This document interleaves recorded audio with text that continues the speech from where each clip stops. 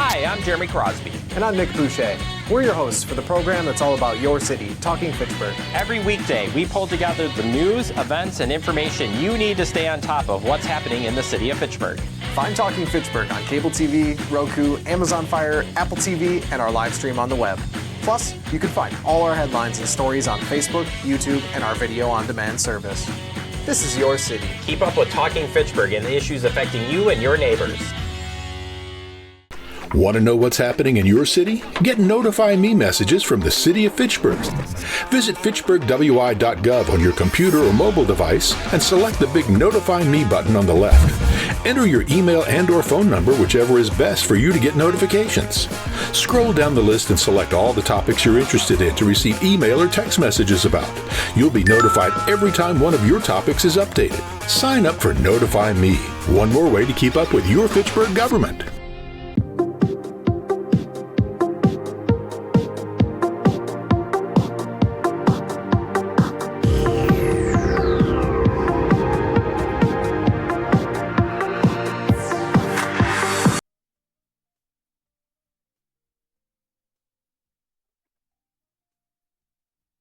Good evening, everyone, to the Plan Commission meeting for April 15, 2025. The first thing is to call to the order to the meeting, and second, approval of the minutes. I'll move approval. Second. Any question, comments? Here none. All those in favor of approving the minutes from March 18, 2025 meeting, say aye. Aye. Any opposed? The motion carries. So next we move to public appearances for non-agenda items. Do we have anyone on the chamber? Online? Nope. So we move to agenda review. Any question, comment about the agenda review? Nope. Okay.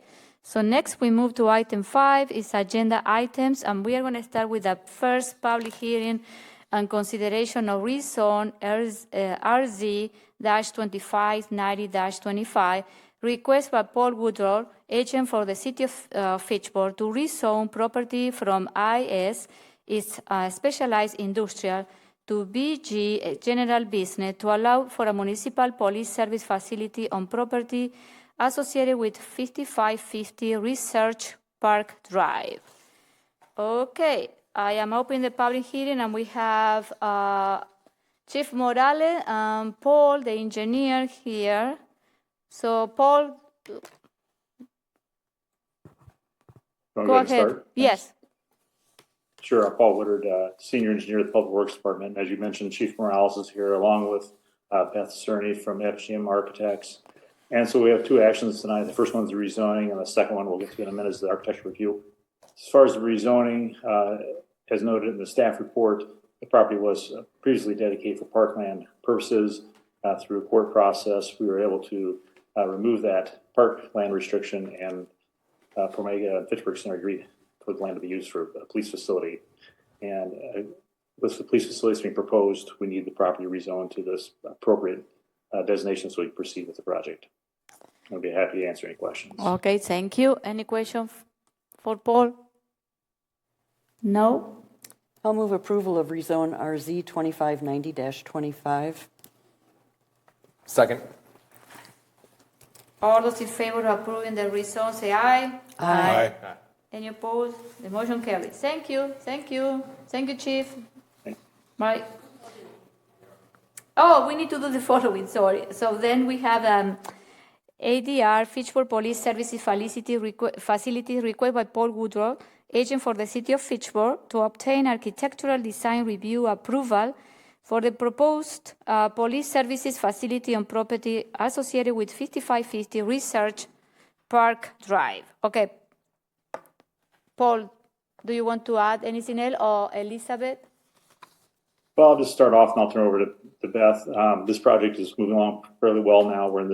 We just completed the design development a couple of months ago, and we're actually in the construction drawing phase. So we're looking tonight for Planning Commission approval of the architectural review. Fitchburg Center has tentatively signed off on it as well, current state.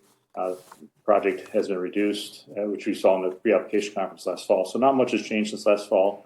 But with that, I'll turn over to Beth, and she can go over some of the highlights of the current design. Sure. I know last time we were here for the Plan Commission, the building was about 54,000 square feet. Since then, we have been able to add back in some square footage.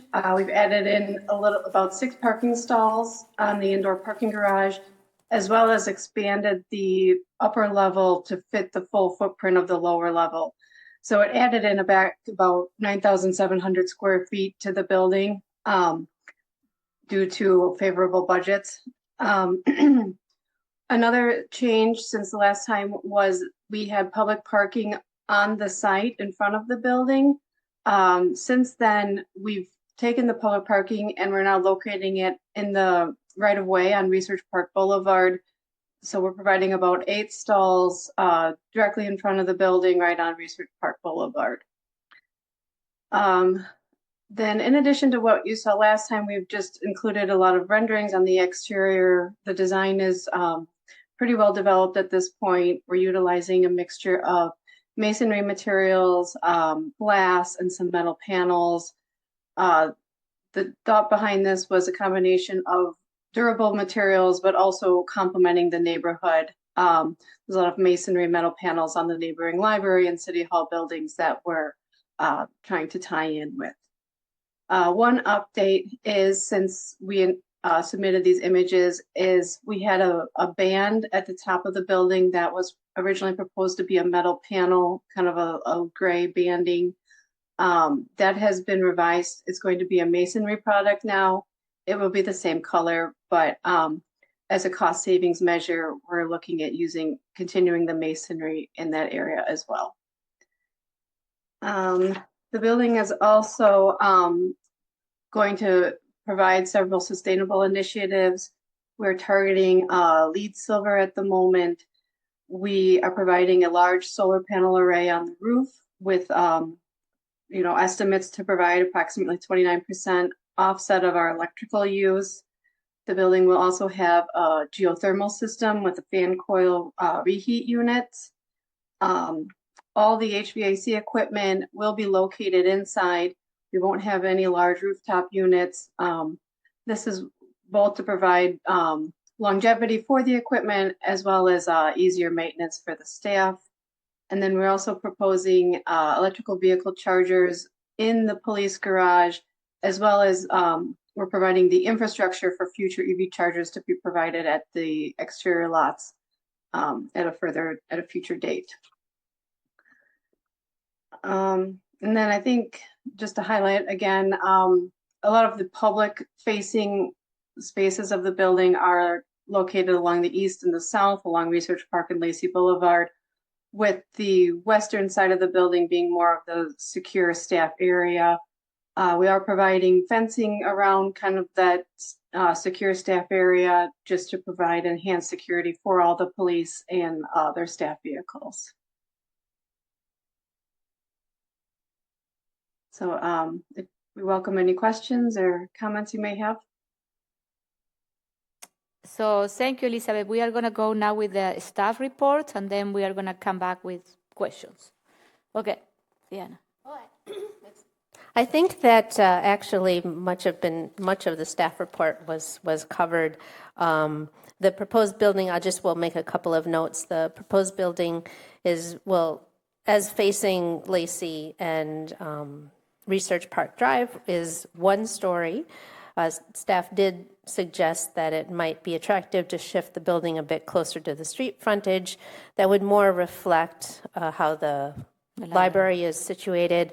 The design team indicated that there are several limitations that make that impossible. Staff also just noted some of the sustainability features under consideration, and then staff does recommend approval of the architectural design review. Staff would like to add one more condition. That would be condition number 10. As Elizabeth noted, there's a slight change in the material banding on the facade of the building.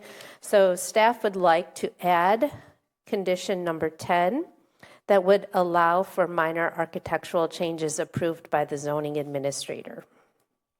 So otherwise, we suggest approval. Can you repeat again? Yep. We would like to add condition number 10 that would allow for minor architectural changes approved by the zoning administrator. Okay. Okay, thank you, Diana.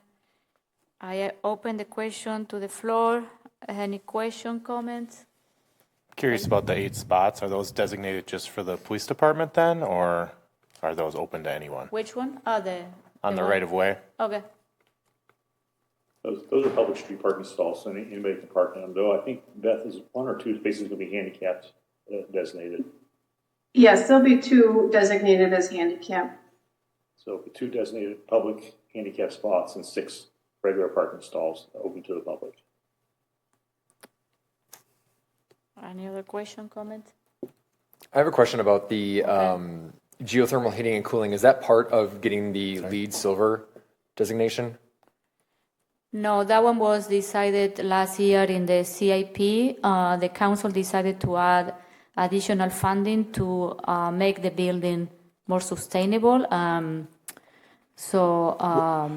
I asked so because the LEED is separately. The LEED is separate from that. I asked because I was just doing a hard hat tour at UW Stevens Point last week, where they had said that they had looked into geothermal heating and cooling, which I'm familiar with because it's at EPIC, but they had said that at UW Stevens Point it was not a worthwhile endeavor based on the return on investment. So I was kind of curious how we found that to be worthwhile here if it wasn't at a public facility there. The Common Council approved last week. We approved the LEED, and that one is going to be discussed again because we are waiting for the bids. When this project is, we get the bids, we'll see how much the increase in the construction of this building it will be, and then we're going to decide if we are going to move forward with the LEED certification or not. But it's under consideration. And then in the staff memo, it says there's outdoor HVAC equipment, but I heard that there is no HVAC on the roof. So can somebody explain that? Yes, Paul, can you explain that while we are doing this? I probably have an error. Okay. We are doing, it's going to be inside. I didn't catch that in the staff report. All the HVAC equipment is inside the lower level of the... Then I apologize for my error. I should have put indoor. Indoor? You forgot to add that. Okay. I just wanted to say thanks to the city for finding money in the capital plan to add sustainability elements to this building, because I think it's really important for this project. Thank you. Gabriel? The other thing about this building is that it's used 24 hours a day in a way a lot of city buildings are not used. And so having sustainability features, it's an expensive building to run. It's not just, it's not like other facilities, given the 24-hour nature. Was there plans to do any shoring up of like the building envelope to reduce energy loss and heat and cooling? Passive. We did look at that, and interestingly enough, you put more insulation on the roof, it actually increases your operating costs, mainly because in the shoulder season you need more cooling. So we did look at adding more insulation in the roof, and determined that was not the best long-term cost interest.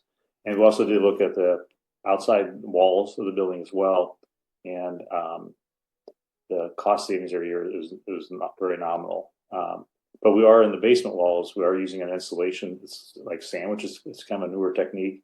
And Beth could probably explain that a little better. But basically, you're putting styrofoam between the two concrete panels. It's kind of like a sandwich. Is probably the best way to put it, right, Beth? Yeah. So in the basement foundation wall, the insulation will be inside the concrete wall rather than outside.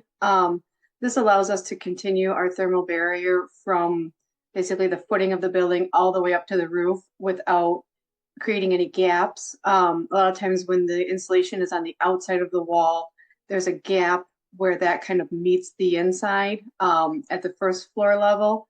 So we like the system a lot. It creates a really nice continuous insulation barrier from the foundation all the way up to the top of the roof. We are also adding in a couple areas, we're looking at sort of along the northeast corner about doing some enhanced glazing, some triple glazing in areas for both sound, but also for enhanced solar heat gain. to reduce the solar heat gain. Thank you. I have another question. Carol. I have a question about the first floor plan, please. The flex space, is that intended to be a public use space as well as police facility space, or is that only a police facility space? The reason I'm asking is because if we have a giant flex space. We ended up with the flex space when we went from 54,000 to 64,000 square feet. And basically, it's just shell space for future expansion of the police department. Though we are putting some light fixtures in there and some heat and doing some perimeter walls. The idea is still have nominal finishes for now. It's kind of like a white space that can be finished in the future as the police department expands. Okay. The reason I was asking is that would concern me with the only having 8 spaces that aren't dedicated to the public. If we were going to have public meetings or things or events there, that would create problems. If that's strictly for police use, then that makes more sense to me. Thank you. Okay. Any other question? I have one more. Just looking at the east elevation, you have a lot of windows on that side. Are you doing anything for, again, just having done a hard hat tour, they have these like specs now in windows that can prevent birds from running into it? Are you looking into things like that so that we don't have a bunch of dead birds in the entrance? We have not done a bird study. I know sometimes we do sort of a real in-depth bird study. But the glass will also, I mean, there's a large overhang. There will be shadow on that glass. It will be broken up by signage and stuff. So, we're hoping to mitigate any bird strikes, but we've not done a comprehensive study. Any other question, comments? I mean, would that be possible? I guess seeing what I can see in terms of the height and the setup on this, I was worried about the same thing. So I'm curious if that can be done somewhere in this process. I guess a study and then interventions as needed kind of thing. We could look into that, yes. Does it happen with the library? Fair question. I'm not worried about issues with the library, but I don't think any good glass like we have on the wall, but like we're proposing for the lobby area, though. And I just asked because of, again, just doing a tour where they put up a building a few years ago. They've had issues with birds running into it. So with this new construction, they have these little, just tiny little dots that prevent birds from running into it. I'm assuming the cost must be minimal, and obviously, I think that would be a good return. Yeah. Yeah, I don't know. Yeah. Yeah, and that is something we can look at too. We're probably referring to like they put a frit pattern on the glass, and we've done that in locations too where you're right, it breaks up that kind of just pure glass for the birds so they can see it better. It also does provide a little solar shading within the space as well. Okay. Do you have a question? Okay, go ahead. Yeah, I was hoping so. I was pleased to hear that you were able to add back some space and square footage while maintaining the budget. That's a rare thing to hear, so I'm happy to hear that. Can you just talk about, I know you said you added the 6 parking stalls inside, but what features were added or with the top floor footprint matching the basement footprint? Sure. So when the basement expanded those 6 stalls, we moved the command offices to the far north end of the building, and the space that they moved out of is what you now see as that future flex space. So programmatically, we're just leaving it flexible for right now, but we thought it would be better served in that area of the building than rather at the far end. That way it allows different departments or different functions to utilize that right off the main corridor versus being at the far end of the building. Can you speak to, is there a buffer put in here for the unknowns of the tariffs at this point? I mean, we're looking at a building and lots of building materials in a period of uncertainty and higher prices. So I'm both thrilled to hear that we somehow found more budget for space and find that a little worrisome in the fact that I would expect that the price of this could go up in the next, building period. So I'm curious if we've built in a buffer for that.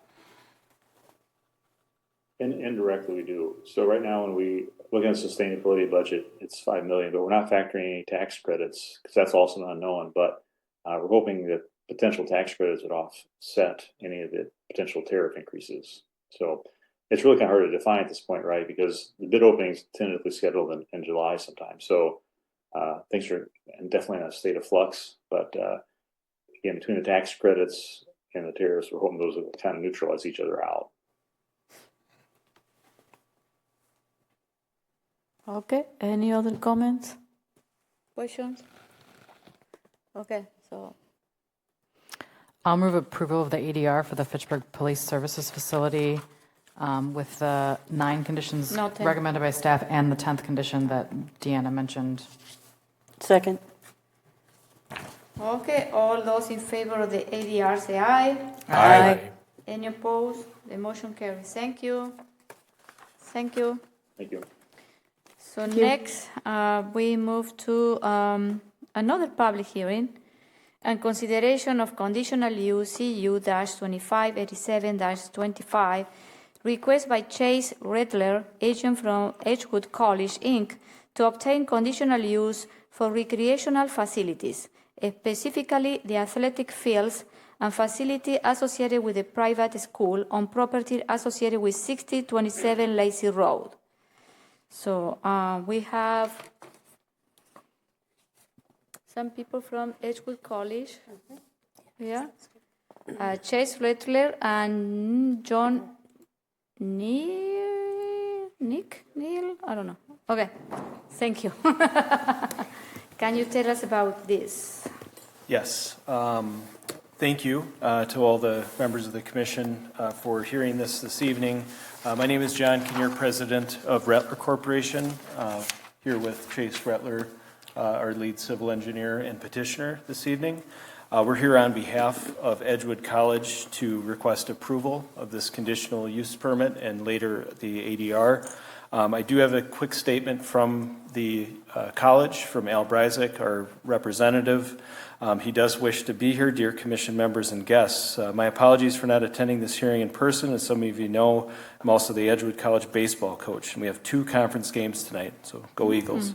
Edgewood College and I have been working closely with John Kinnear and Chase Rattler for more than 5 years on this project. John and Chase are the most qualified members of the Edgewood College community to answer your questions and present our vision for the property. Frankly, if I were present, I would only be in the room listening to them. We get more excited each day to bring this wellness and athletics campus to life and be able to share it with the Fitchburg community. Something like this is long overdue on the west side, and we can't wait for use of the property to positively impact countless young people's lives. And watching the proposed wetland mature over 10 years and beyond is a dream of ours come true for our environmental studies department. We have had such amazing partnerships with the city of Verona. It will be a bittersweet day when we move our teams to Fitchburg. However, this next chapter of partnership will be amazing. I'm happy to receive calls from members, audience members, those tuning in online. John and Chase will be happy to give you that contact information. Thank you on behalf of Al Bryzik, Associate Vice President and Head Baseball Coach of Edgewood College. So thank you for hearing that statement. What we have here before you this evening is our revised plan. The last time that we were here with this plan, you saw this for our rezoning in 2022. That rezoning included also inclusion in the urban service area and approval through CARPC. So we've come a long way already, and this is considered Lot 2 of the O'Brien subdivision, southwest corner of approximately Lacey Road and Seminole Highway, just southwest of the roundabout. That triangle piece that you see to the east is not included in the property. It's the main 40 acres just west of that, west of the Badger State Trail. So what you're looking at is the development proposed, the Edgewood College Athletics and Wellness Campus. From Lacey Road, we have 2 points of ingress and egress to the site. These have gone through traffic study with the construction of the Lacey Road project. So the traffic engineer for the city worked with the traffic engineer for this project to develop the lane and access Thank you. The lane and access to the site for this project, and that's what we were showing here on this proposed site plan. Coming to the west, we have one main entry parking lot with full access in that has the new left turn lane from Lacey Road. That enters a parking lot that accesses the site to the east. Further to the west on Lacey Road, we have another point of ingress-egress with a turn lane that was constructed out in Lacey Road with the recent construction project to enter the west side of the site. The main features on this site are the athletic facilities. We have from the northwest in a full synthetic softball field lit for competition, a softball support building, grandstands, plaza, and accessories as well, like bullpens, batting cages. Moving to the east, we have a full synthetic turf baseball field lit for competition, for collegiate competition, batting cages, bullpens, a support building for the home team, and both of those fields do have a visitor dugout as well that you see that we can look at more in the ADR section. Just to the east of that is an indoor training or hitting facility. This will house indoor golf training, baseball and softball hitting into indoor cages. This also is home to the new Environmental Sciences Center for Edgewood College, adjacent to the wetlands. All structures are 75 feet away. We've been looking at this with CARPC as well, 75 feet away from our wetland buffer. You can see the wetland buffer is that dashed blue line just outside of that textured green area denoting the wetland. The wetland's approximately 14 acres as delineated. That wetland, if you do get into the landscape plan, you'll see that it's going to be restored. We're working through DNR permitting to do a full restoration, planting of that wetland to restore it from a farmed, planted field now into a thriving wetland in the future. That will be part of Edgewood College's environmental studies program as well. The wetland will be surrounded by a gravel path that will have potential access to the east. We need to work out some details of the connection to Badger State Trail, but that will work out if it's allowed. And then connections to the north to the sidewalk that's going to be developed along the east-west connection along Lacey Road. South of the parking and drives, we have our track and field facility. This is a full 400-meter competition track with jumping events along triple jump, pole vault, high jump, and inside of that is a full competition soccer field. That will be striped for lacrosse and be able to have lacrosse sporting events on it as well, and also fully lit for competition. West of that is a grandstands, locker room, and team building, and then a plaza space and entryway. West of that is a future indoor facility that's going to house an indoor field and a lot of their training and athletic training programs in their athletic offices, locker rooms, etc. in the future. To the far south of the track, we have shot put, javelin throw, hammer discus cages to complete the track and field facility for competition. Immediately south of that, when we do get into the plans, you'll see that a lot of this additional green space is utilized for stormwater management, conveyance, and treatment. To the far northeast, you'll notice the blue area that we're showing there, just indicating wet detention. East of that are 2 infiltration basins. All of those areas are planned to be planted in native plantings outside of the immediate areas of the development to coincide with the wetland restoration and provide more habitat and more natural look, natural aesthetic and feel throughout the majority of the site. So that's the basis of what we have for the plan. Any additional detail at this time, or do you want to cover your staff report, Deanna? Yeah, we're going to do with the staff report and then, yeah. Okay. I'm going to close the public yeah, hearing. I don't know if there's anyone else who wants. Anyone else that want? Chase, anything Nope, to add? nothing No? to add. Thank you, John. So I will close the public hearing. Sorry. Okay. So go ahead. All right. So as already was noted, this is a request to develop an extensive athletic facility with baseball field, soccer field, softball field, eventually a field house, and several other associated uses on the property. The conditional use applicants are requesting specifically in our code recreational facilities on privately owned land that is zoned parks and recreation. Right now, the site is expected to be open from 6 a.m. to 12 p.m. daily. Evening practices and contests typically end by 10 p.m. However, I'll need to make a note on that in the conditions. We'll need to make one change there.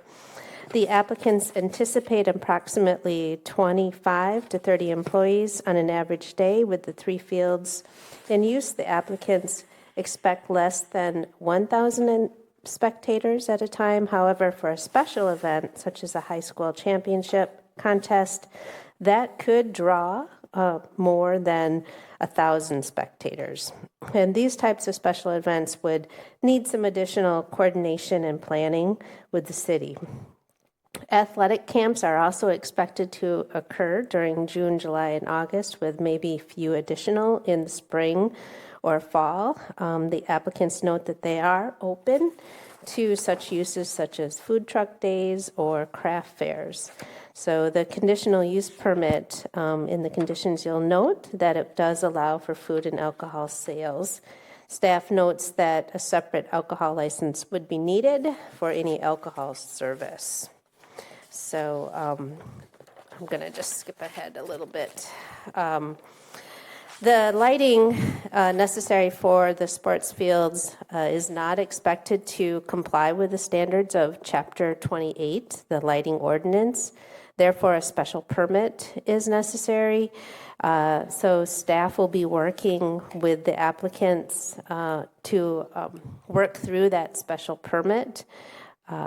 There is some considerations that staff just brings up, that there are single family that to the northwest in Crescent Crossing, and then of course directly to the east of this property is the proposed South Stoner neighborhood plan.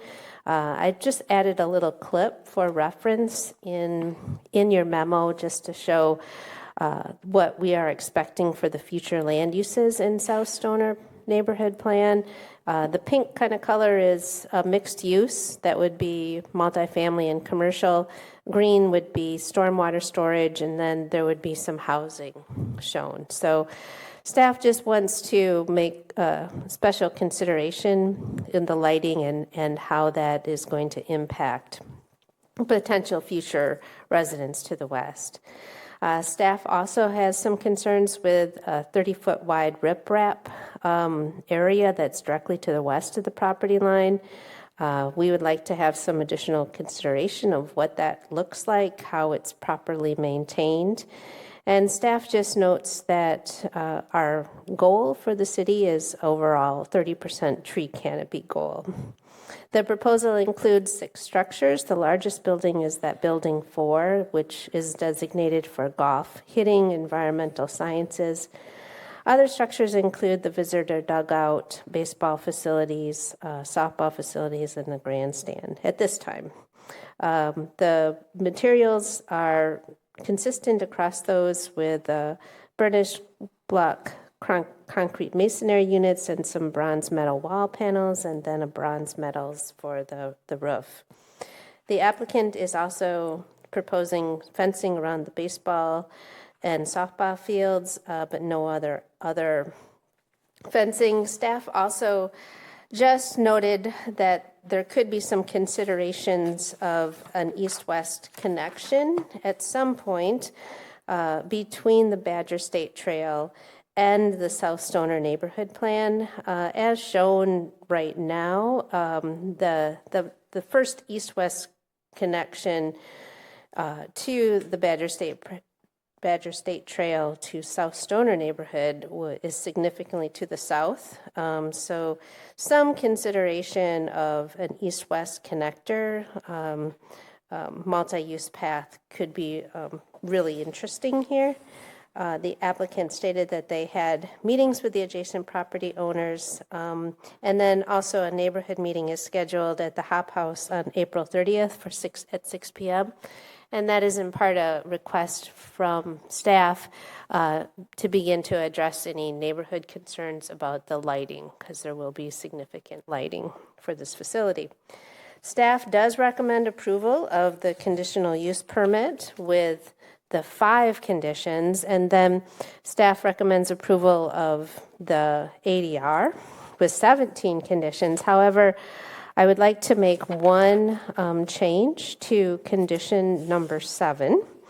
And it came to our attention that while the games and contests normally would not go beyond 10 p.m., but there are special cases where the lighting might need to be on longer if there was an overtime or extra innings that need to happen. So instead of turning off all the sports lighting at 10 p.m., which is an unreasonable expectation in all cases, what staff is proposing that this condition would read is that no games or contests would start after 9 p.m. with the expectation that they would finish up as closely as possible at 10 p.m. So it would be a no start later than 9 p.m. So I know that was a whole lot, but I'm happy to answer any questions. I have a question about the hours, and I just wanted to clarify to make sure I understand. In the staff evaluation, it says 6 a.m. to 12 noon, basically. Oh, that was my fault. But it should be 12 a.m., Yeah. right? I just wanted to make sure. Where is it? I think I had it wrong in the text, but it's right in the condition. Yes, it is. That's why I just wanted to verify. Number 5? Yeah, Right. I think in my text I had 6 a.m. to 12 p.m. and I should have wrote 12 a.m. But No, we it's are fine. correct in the conditions. Okay. We are I correct. was just curious from a traffic perspective more than anything else. Thank Do you you. expect lighting on or activity at 6 a.m. in the morning? Yeah, well, practices do extend past the education hours. So they are putting in late nights, early mornings to accommodate their practices and their student schedules as well at Edgewood College. So they do an awful lot of work in the classroom, and they do an awful lot of work out of the classroom. So that's the hours that they're operating under right now at the adjacent facilities throughout the community. They are operating at that 6 a.m. to 12 a.m., depending on the athletics event, when those practices occur and when the students can be available outside of their academic obligations. So are there instances where fields are being lit at close to 6 in the morning at this facility? Potentially, depending on the time of the year, yeah, they're going to need to put those on and when they're done, turn them off, just really depending on the use and when they can get out there and get the team together. Okay. I have a question. Well, I have a couple. One of them, I remember when you came here the first time, and you show us how the light, because we have I remember the conversation about the light, and you show us like some of the light in this new facility. If you can see it from the sky, you can see that they cannot follow dark sky compliance. So this is what I am surprised to see, that we are not going to follow the chapter 28 of our dark sky ordinance. And also, if there are any, so you're telling me the assumption is there are no dark sky compliance light for this type of facility anymore, or you know what I mean? So we do have that same material that we did present to you in 2022 for the rezoning, those same photos. That is the same product. Okay. Musco Sports Lighting is what we have specified right now. They produce high efficiency LED athletic field lighting with the best cutoff lighting technology that's out there for athletic field lighting.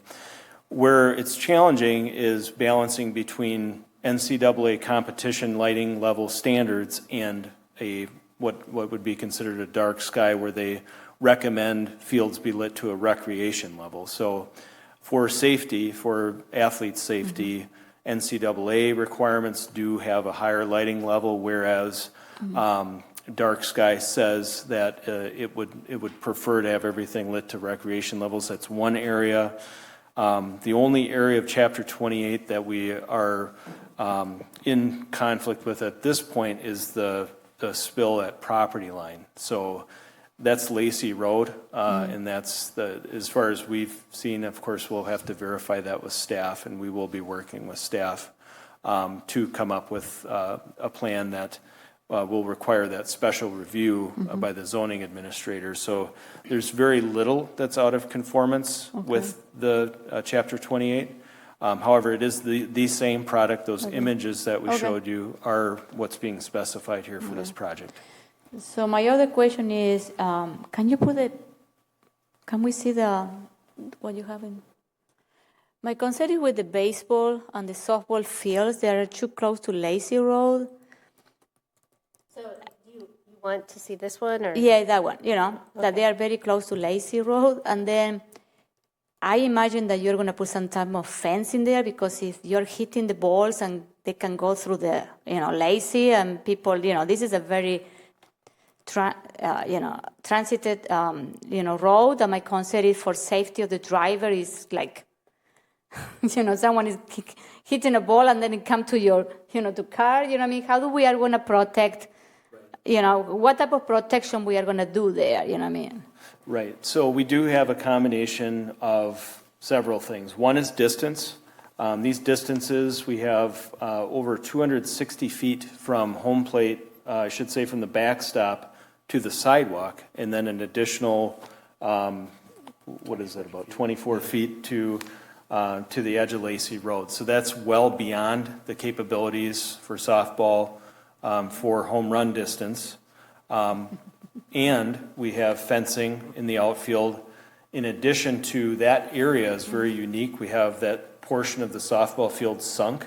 So we do have a retaining wall with padding, fencing, and seating above that. So there is a level of verticality there too that's going to be a barrier for baseballs hitting to the north. One thing we did very conscientiously do is not turn one of the baselines toward Lacey Road, where foul balls are a much larger issue than home run balls. Foul balls we want to maintain on site. We do have extensive netting down the lines in the backstop. We have high netting systems that are going down the first and third baselines, and at the backstop for both baseball and softball to try to mitigate foul balls. You're never going to eliminate foul balls. And then put the outfield fences toward Lacey Road, because again, those are home run balls, and we're not going to see a lot of those compared to, we'd love to, but we're not going to see as many compared to foul balls. We can have 7, 8, 9 at a time per at bat, whereas a home run ball is a very intermittent event. Baseball, we're over 450 feet. This is a full 400-foot NCAA competition baseball field with an 8-foot outfield fence and that additional distance to Lacey Road. So it is a rare event. I can't say it's impossible because there's might be the next major league big hitter coming through Fitchburg or a professional softball player coming through Fitchburg through Edgewood College, but very rare events compared to what a softball foul ball and a baseball foul ball territory would be. So the way we oriented these was very cognizant of traffic and outside traffic particularly. If you're coming to this facility, that's an expectation, to see and the baseball field events, the softball field events, and to expect that. When you're passing by, not so much. So, because my other question is about the trees. Have you considering planting tree on that, on the north? On the north side, so there are street trees all along. Yeah, but Lacey. they are, And one thing that conflicts with we went with a very native prairie mix, as you can see in the landscape plan, and as Deanna pointed out in her report as well. To be that transition, everything south of here is agricultural. This is the transition property back into the more developed areas, as we covered that in our rezoning, that this is really a transitional property. This is a island of green space, or what's going to be an island of green space, and restoring that back to its native prairie and wetland. So to do that, a tree canopy really is a bit contradictory to an open development. We do have some bur oak plantings to get some savanna areas north of baseball, north of softball. So on the landscape plan, we do show some clusters of bur oak trees to reestablish that look along Lacey Road, that heritage look, and bring that. One thing with lots of trees is leaf litter. It does create quite a maintenance problem on those fields with leaves blowing and having to pick those up and having you can plant pines. I'm curious I'm happy to hear about bur oaks on the northern edge. I think it makes sense in those spaces. I'm curious, especially kind of on the western edge of the baseball fields, if something like pine tree plantings would, block some light, hold in some sound, and knowing, as somebody who's played Frisbee at Stoner Prairie down there for many, many years, the wind is very, very intense because of how flat and open it is. And so I'm just curious, thoughts about a break kind of along the western edge of some type of landscaping. Yeah, I did look at that. I do have a background in landscape architecture. That is my profession. I did look at that. I do feel that the space just isn't there to thrive.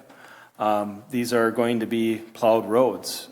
There's going to be snow pileup adjacent to that. So just having space for along everything. Along the western edge of baseball. Yeah. We only have, what are we, about 10 feet there to get something planted, and then also to have maintenance space as well. Okay. It's very tight. Not to say that we're not resisting the plantings. I just don't feel that they would survive. I really don't want to put something in there that isn't going to be sustainable over time. And again, which is why we really leaned into the native plantings, the prairie, the wetland restoration, and then more of a savanna tree and shrub selection, where we accentuated the forward-facing facades of the hitting building toward Lacey Road. We accentuated that, screened some of the parking on the north side especially.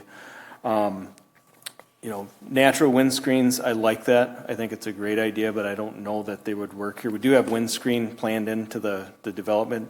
Padding and screening padding's required by NCAA now. Not officially adopted as a rule, but as part of that system, we're going to have wind screening on there too, on those 8-foot fences all the way around those fields. So 8-foot fences around the two softball and baseball fields. No perimeter fences around the whole facility, right? Not around the whole facility, no. Okay. It's going to be open. It's going to be monitored, remotely secured. They don't have perimeter fence all the way around. They want this to feel to be part of the community. Al's been very present at the South Stoner Prairie neighborhood meetings, discussing this with the neighbors. To have it be a neighborhood facility. They want this to be someplace people are going to walk to go catch a game, and then grab a beverage up to the north there after the game, and just really have it be part of the community, be an event people are welcome to. The other fencing we do have is around the track and field, and a gated entry from future field house that's going to have a gate between that for just controlled access into the grandstands area west of the track and field. That track and field is going to be surrounded by 4-foot fencing to have that separation between the athlete spaces and the spectator spaces. You also mentioned that the big field house is going to be built in the future, not the big, in phase 1, isn't it? Is correct? So my question to you is, are the other small buildings, will they have like a restrooms? How are you going to manage that? So each building, in your ADR package, you have the 6 buildings being proposed. The buildings that we are proposing all have restrooms besides the 2 dugouts. Those 2 small dugouts. Okay. The softball building, the baseball building each have restrooms, locker and changing spaces. The hitting building has restrooms. And then the grandstand building underneath has full locker rooms, public restrooms, and ample public restrooms. The grandstand code requires quite a bit of facility for per seat. So we have quite a bit of facility. Yeah, there. that one we know that this one is not coming soon. So my concern is about So where just are the restrooms? East of the track, there's you can see the grandstand itself. That right where the arrow is, perfect. Yeah. Below that is a full building. There's a full locker room, bathroom, team room, laundry, all of that athletic training space underneath that grandstand. So that has bathroom. Program space, public bathroom, and then team bathrooms, athlete bathrooms, and then multiple locker room spaces with individual bathrooms. So that one, that facility or building, it will be built in the first phase. That's correct. That's the idea at this point. And then that big field house, part of the conditional use permit, but a future construction phase. Okay. Oh, thank you. Any question, comments? I do. Shelley. I have a few. You said you're hoping that this would become like a destination for the neighborhood, so that leads into that east-west walkway that I think staff had talked about. And we have a condition that that path east-west would be explored, and it's nicely aspirational, but really, at the end of the day, it doesn't mean anything just to explore it as a condition. So I think that would be an important element to add into it, and I would like to know why you haven't necessarily agreed to it right now. Yeah, and I think it is a discussion at this point between staff and the college. One big thing is security. We do have a welcoming open site, but we also have student athletes here on a daily basis practicing, running on a track, expecting a certain level of privacy as they do that too. The location of that, I think, is what we want to discuss, where we have just the standard sidewalk on the north side.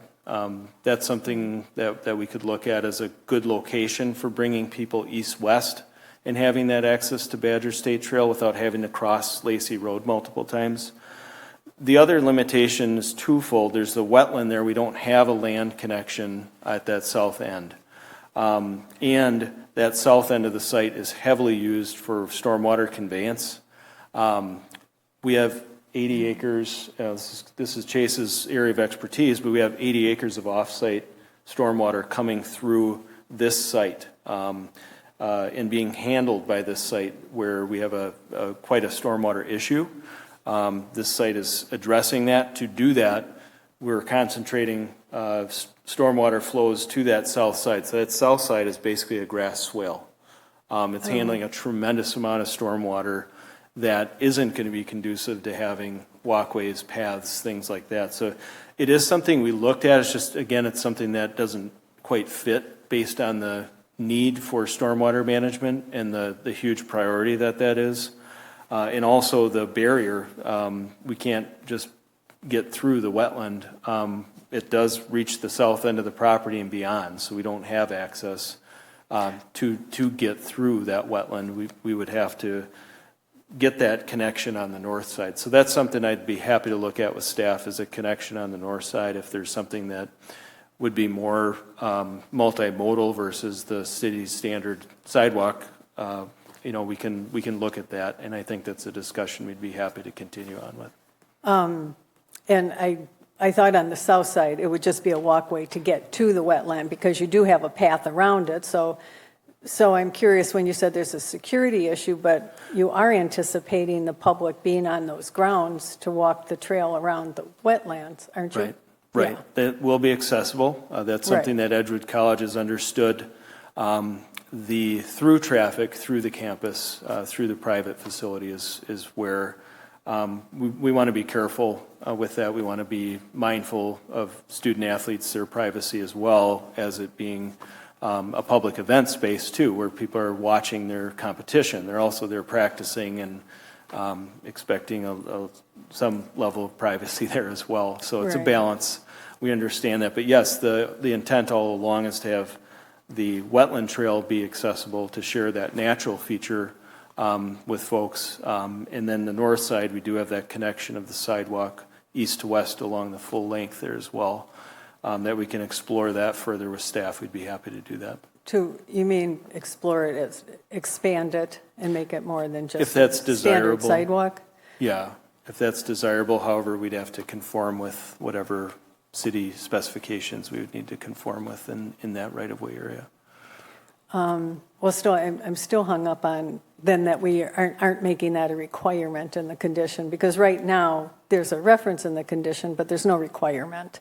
And I'm curious if if the other commissioners think that's an important issue, that's important, and we would just actually set it as a condition that you would include a multimodal or however we want to say that. So that's, I guess, one concern I have. The other is the lighting. So sports field lighting is not controlled by Section 28? Is that true? No. So specifically, in this case, they're going to need a special permit because they're going to need to exceed the requirements of the Chapter 28. I thought there was some comment, though, there was just a small part of 28 that's not met. Is that the athletic field lighting?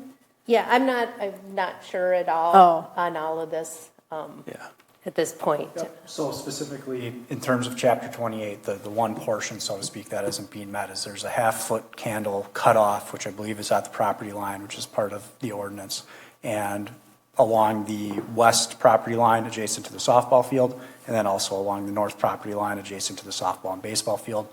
That's where that requirement is not being met specifically. That's I believe, and we'll go through this more, but I believe that's the only portion of the ordinance that is not being met by that athletic field lighting. Okay. Do you know, are the special permits, if granted, are they time limited usually?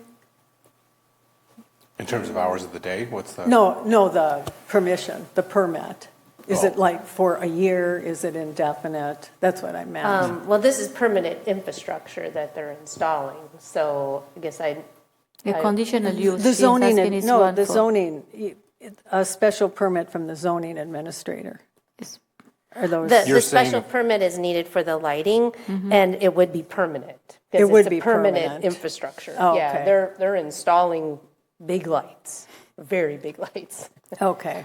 Yeah. Okay. So you couldn't limit that because I think obviously how the lighting, the experience of the lighting with the neighborhood is going to be important, and the neighborhood might have bad experiences or good experiences. So, but it'll be too late if there's a permanent permit. But I get it if it's infrastructure. Yeah. And I would be in favor of requiring a multi-use path to the northern edge there, because I think we have a lot of residential coming in immediately west of this property down a very busy street, and so to give people enough access to get to the trail there, which I think is a huge connector to get downtown. If we're not going to do anything to the south, I would like to see us require something a little bit more substantial on that northern rim. I am curious as well, when we move forward with these developments to the west, when we start to think about neighborhoods being right over there, you can see, I guess maybe that's driveway running along the west there of the field house. I mean, is there a potential to connect to like a sidewalk into the neighborhood at least? I mean, you guys talk about people coming to this event. I see that as a wonderful benefit to this. If you start to have infrastructure come up that kind of borders there, where you could have a pedestrian pathway come in on that southwest corner, is there a willingness or at least an interest in kind of doing something like that in the future? Yeah, I think we can definitely have that discussion with Edgewood College. It's going to be an operations question for them, more of a security question from them if they're willing to have that. I know all the discussions they've had at the neighborhood meetings, that has been their basis, is they do want people coming here. So very, very much a potential at this point. My only last thing is, I noticed in the memo that I think staff had wanted more landscape islands in the parking lots, and seems like you're not amenable to that, and I would wonder why. And also, is this something where we require of most developments now, is to have the islands? And if it is, then why we should impose it on this plan also? We don't have anything. I'm sorry. We don't have anything specific that specifies in code, so I don't have a standard that that we've been requiring. There is just, these are a couple of big parking lots, and it's good to have islands. Right. But I don't have a specific standard. Yeah, and the goal, to answer your question, the goal is to have contiguous green space here throughout this development and have as much of that be adjacent to the larger features. One of the items we looked at was proximity. There's a ball field between Lacey and the parking lot. There's adjacent green spaces that we've created to not only have that larger break, but to give us the square footage to handle the stormwater. Again, those are our biofiltration units. Those give us the area to do that. So rather than have those small spaces within the parking lot and to break up operationally, to break up that space, we found that there's more value to that green space contiguous, adjacent, that we can handle stormwater in those areas. We can plant those areas more thoroughly, more vibrantly, and then have more of a perimeter planting rather than going through each, whatever the interval was for an island, to create a space that's not really friendly to plants. The contiguous green space outside of the parking area is going to allow those plants to thrive. Creating small spaces within a parking lot isn't the best environment to create planting spaces in. So in 5 years and 10 years, all these parking lot islands are going to be full of sad plants. So we're trying to avoid that and trying to maximize the benefit of the green spaces around those parking lots. I think part of the issue, though, is to make it more visually appealing or less visually unappealing to have masses of concrete like that. Mm-hmm. Sure. I have another question. In the memo say that if all the 3 fields are in use, we are expecting at least 1,000 spectators. Where we are going to park all of those people? So, how many parking slots do you have in number 8?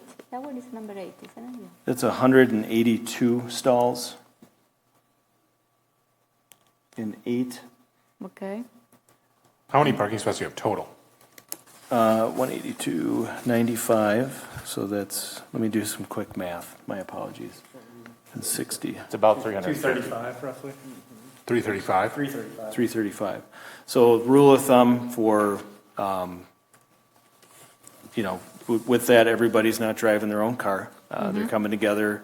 The team, the participants, they're going to be most likely bused or shuttled down for those big events. A lot of the students that are going to be in that audience are going to either carpool or shuttle down with the college. So given that, in trying to minimize the amount of hard surface that we do have out here, to be more of a day-to-day and not address that one need, I do believe Al in Edgewood College did mention the willingness to work with neighboring properties too, to work with many of the parking lots that are adjacent here and have short distance shuttles for those big events.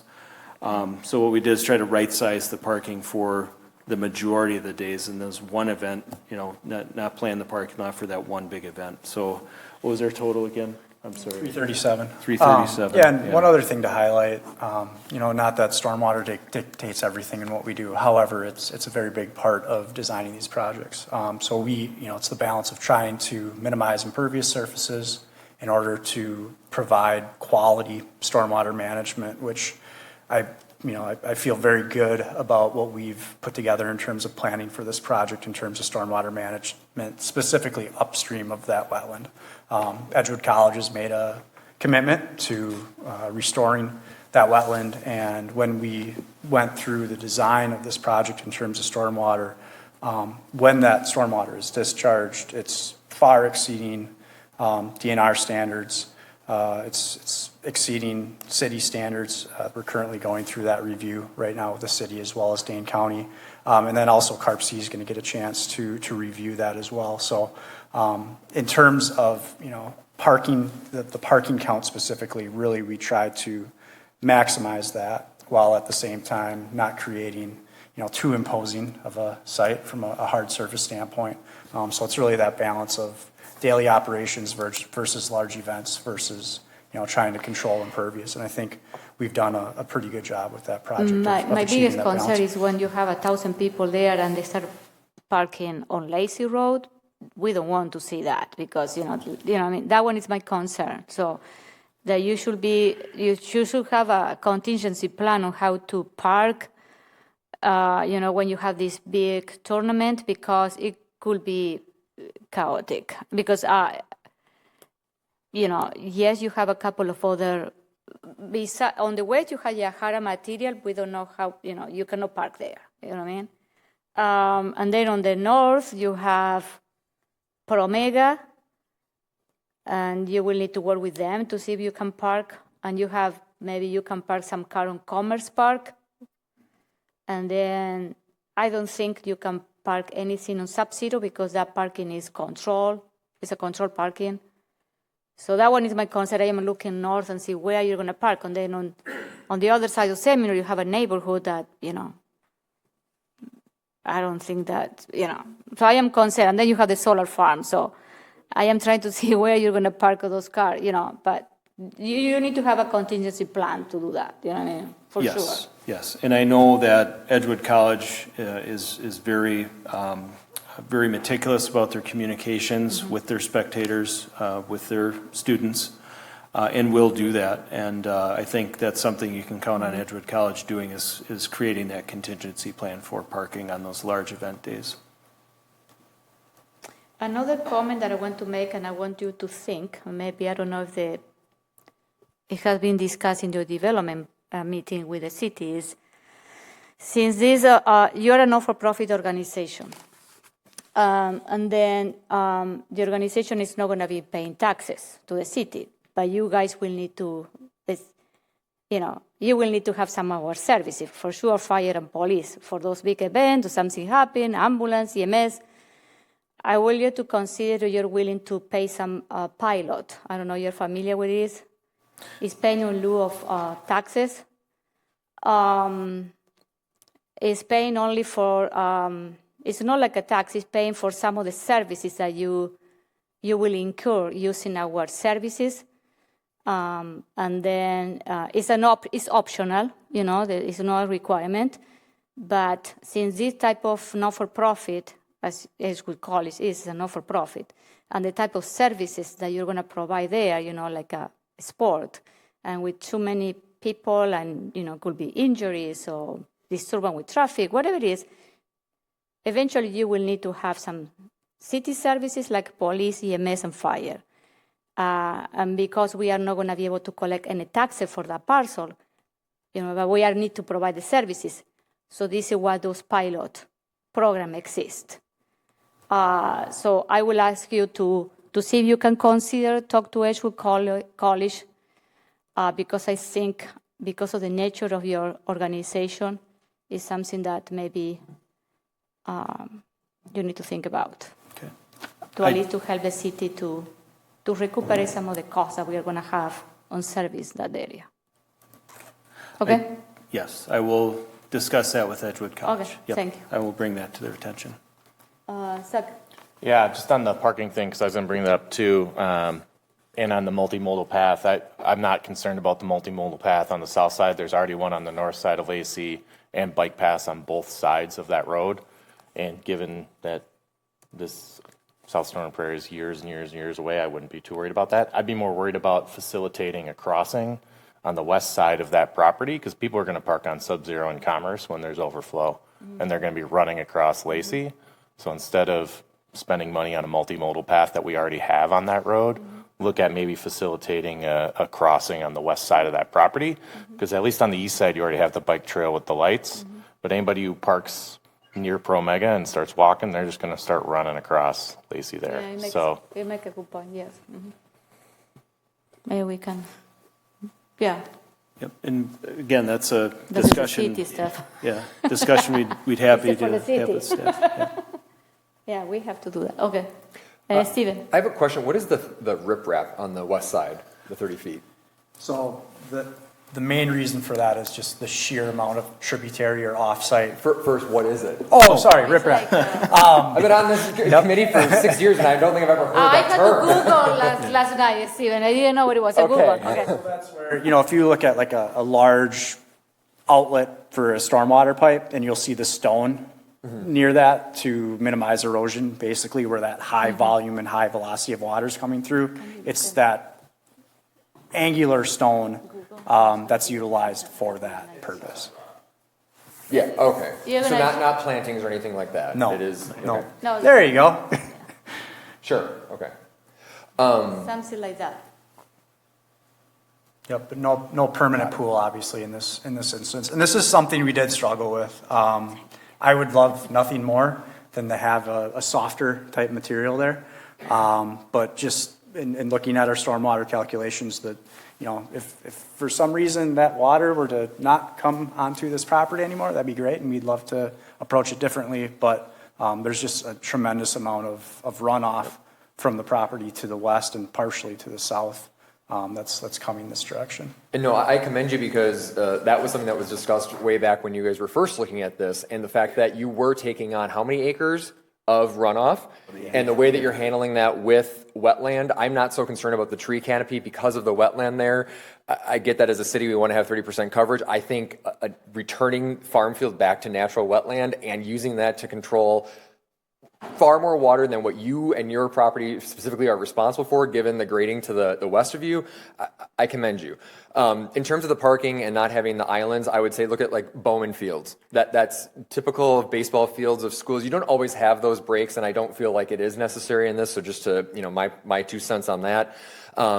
And then, yeah, same thing for the multimodal, just to point out that there is a multimodal path on the north side. There is a bike path on north and south side. And so I think if you are looking to connect that, my big question is looking at the map right here is, you're either going to have that path end right at the end of your property line, and now we've got that little square cutoff where the utility function is. So now, are we going to require them to connect that over to the bike path? No. Or you're going to take where you're shooting off the bike path and then have to wind that around what you're using for your infiltration basin. So I think just to speak to that, I don't disagree that it wouldn't be bad to have a east-west corridor on the north side. I think practically, how is that going to connect? Are we going to all put that on you? Or, hey, you've done your part because your entire north side of your property has a multimodal path, and now we have 30 more feet to get from there to the bike path. That's not on you. So are we really serving anyone with that in the end? I can answer that question a little bit for you, because I've heard that come up a couple times. So there are methods to get the bike path across the wetland, like including boardwalks. You'll see those throughout the city. So we're not necessarily proposing the applicant install them, and that's why the condition is worded kind of ambiguously, because staff just wanted a little bit more time than we got during this review process to look at what different options. Maybe it's just providing an easement, and it's something that we look at like a TAP grant later to construct that bike path. Maybe it's the applicant's constructing it, and maybe it's not something that's feasible at all. And I think also to Zach's point, we're talking about this because of South Stony Prairie planning, which is who knows how long away. So let's worry about it when it actually becomes a problem, I guess. But otherwise, again, going back to I think 2019 when you guys were first here, and we're getting into the new comp plan back in 2020. I think you guys have really done a great job of fulfilling a lot of the promises and ideas that were presented originally back then. So kudos. Yep. And to speak to just 2 points, sorry. So we are proposing some parking islands. I believe it was just a request for additional. So the parking lot number 3 as well as number 8, the 2 main parking lots, there are some parking islands in those. I believe it was just a request for additional. And then also one other thing, with the east-west connection potentially on the south side of the project. That will be an athletics area. You're going to have javelin toss, discus, as well as hammer throw. Just from a safety perspective. And obviously the wetland trail, just west of the wetland, that will be a similar circumstance. However, there's only one point of access for that, so they can control that during those athletic events. If there's not a thoroughfare, but if there's a cross connection through there, I would be somewhat concerned with that. I think obviously the northern connection from our perspective would be much, much better for the overall project. So is there a bike path on both sides of Lacey there? It's the north side. Oh, Lacey on the Zach says yes. There is? on the north side. Yeah, there's the multi-use path on the north side. Yeah. That's On the road itself, there's bike paths. right. Bike lanes. Oh, Bike on the- lanes. Yeah. Oh, But there's about a half a mile distance between this and where that collector A in the South Stoner Prairie Plan is going to be. So about 2,500 feet. The southern edge of this property is about 1,300 feet from where either of those connections would be, just for reference, if that goes to your question.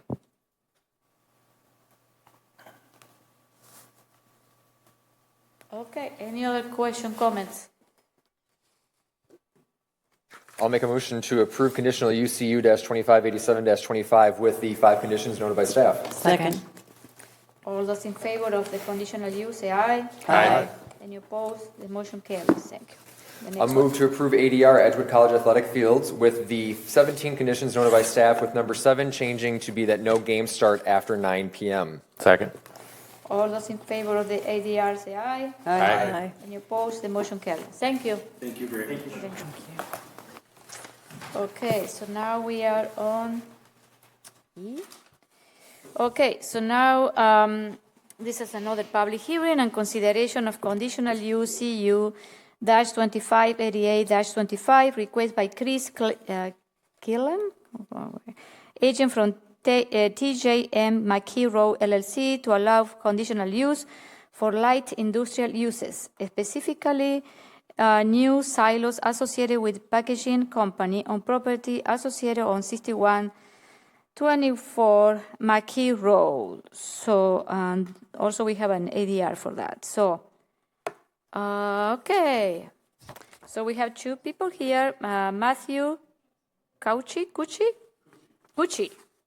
and Jim Hart. They are representing the Playcom. Okay.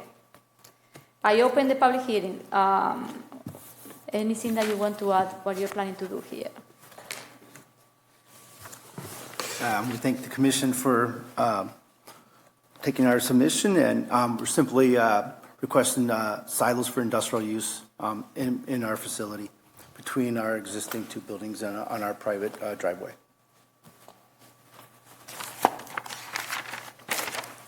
Any other comment that you want to make? Or no? So we can go to staff report. So, okay, Diana. Let me just grab this. So this is actually a conditional use permit and an architectural design review that was originally approved by Plan Commission in 2017.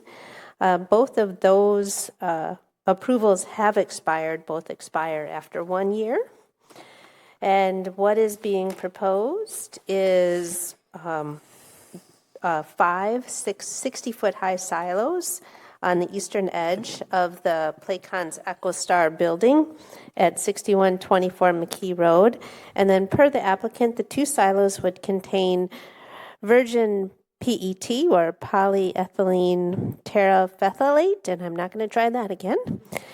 And the 3 other silos would contain a recycle PET flake. So the property is currently zoned BH, which limits the height of structures to 42 feet unless a greater height is approved by this conditional use. So that's what's happening here. The conditional use will specifically allow these taller structures. The area is fairly industrial. The property also is located in a wellhead protection zone. The Public Works staff has not had any issues with proceeding with that. So staff does suggest approval of the conditional use permit with 3 conditions and then approval of the ADR with 5 conditions. I want to make a comment. I remember Carol and I, we were in Plan Commission when we approved those original silos. So are you going to replace from where the old one are, put in the same place? Correct. Oh, okay. Correct. Can I, just for my own information, can I understand, did the fire department get to review this piece? I know that it's not, I'm glad to hear that it doesn't meet the wellhead restrictions, but I mean, obviously these are still flammable materials, large volumes of them being stored in this manner. Did they get any chance to see this and have any feedback? I'm sure the applicants, it's a good question. All of the reviews are available to fire. They didn't offer any comments on this specific item right at this point, but I'm certain the applicants will, in their process of the review, will work individually with the fire department. Yeah, usually they send an email with a lot of questions, especially to the elders of the district, to the mayor, and people that they are in, I don't know how many people, and then they go to the fire, police, and they all make comments that they gathered. Yeah. We currently have 5 silos of this size on the north side of our property, existing with polypropylene material in it right now. Yeah. And these are in addition or in replacement? These are in addition. These are going to be PET, slightly different plastic, and the main emphasis on this is just to get our materials in bulk for a better pricing for manufacturing. Did these come with, just out of curiosity, like, did they come with any level of fire suppression for those reasons or anything like that, or? They do not. They don't, okay. No.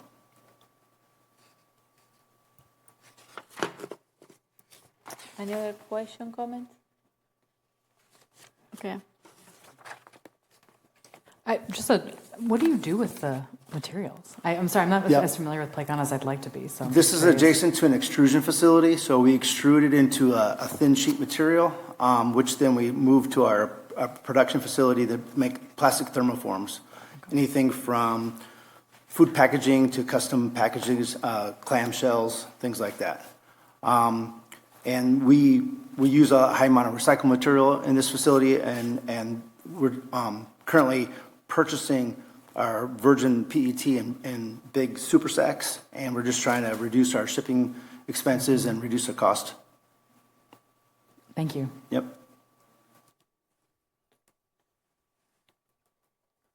I did a tour in the summer. I toured the facility. It's great to see what they're doing inside there. Yeah, they're fun to take a tour. Yeah. I'll move approval of conditional use 258825 with 3 conditions outlined by staff. Second. Sorry.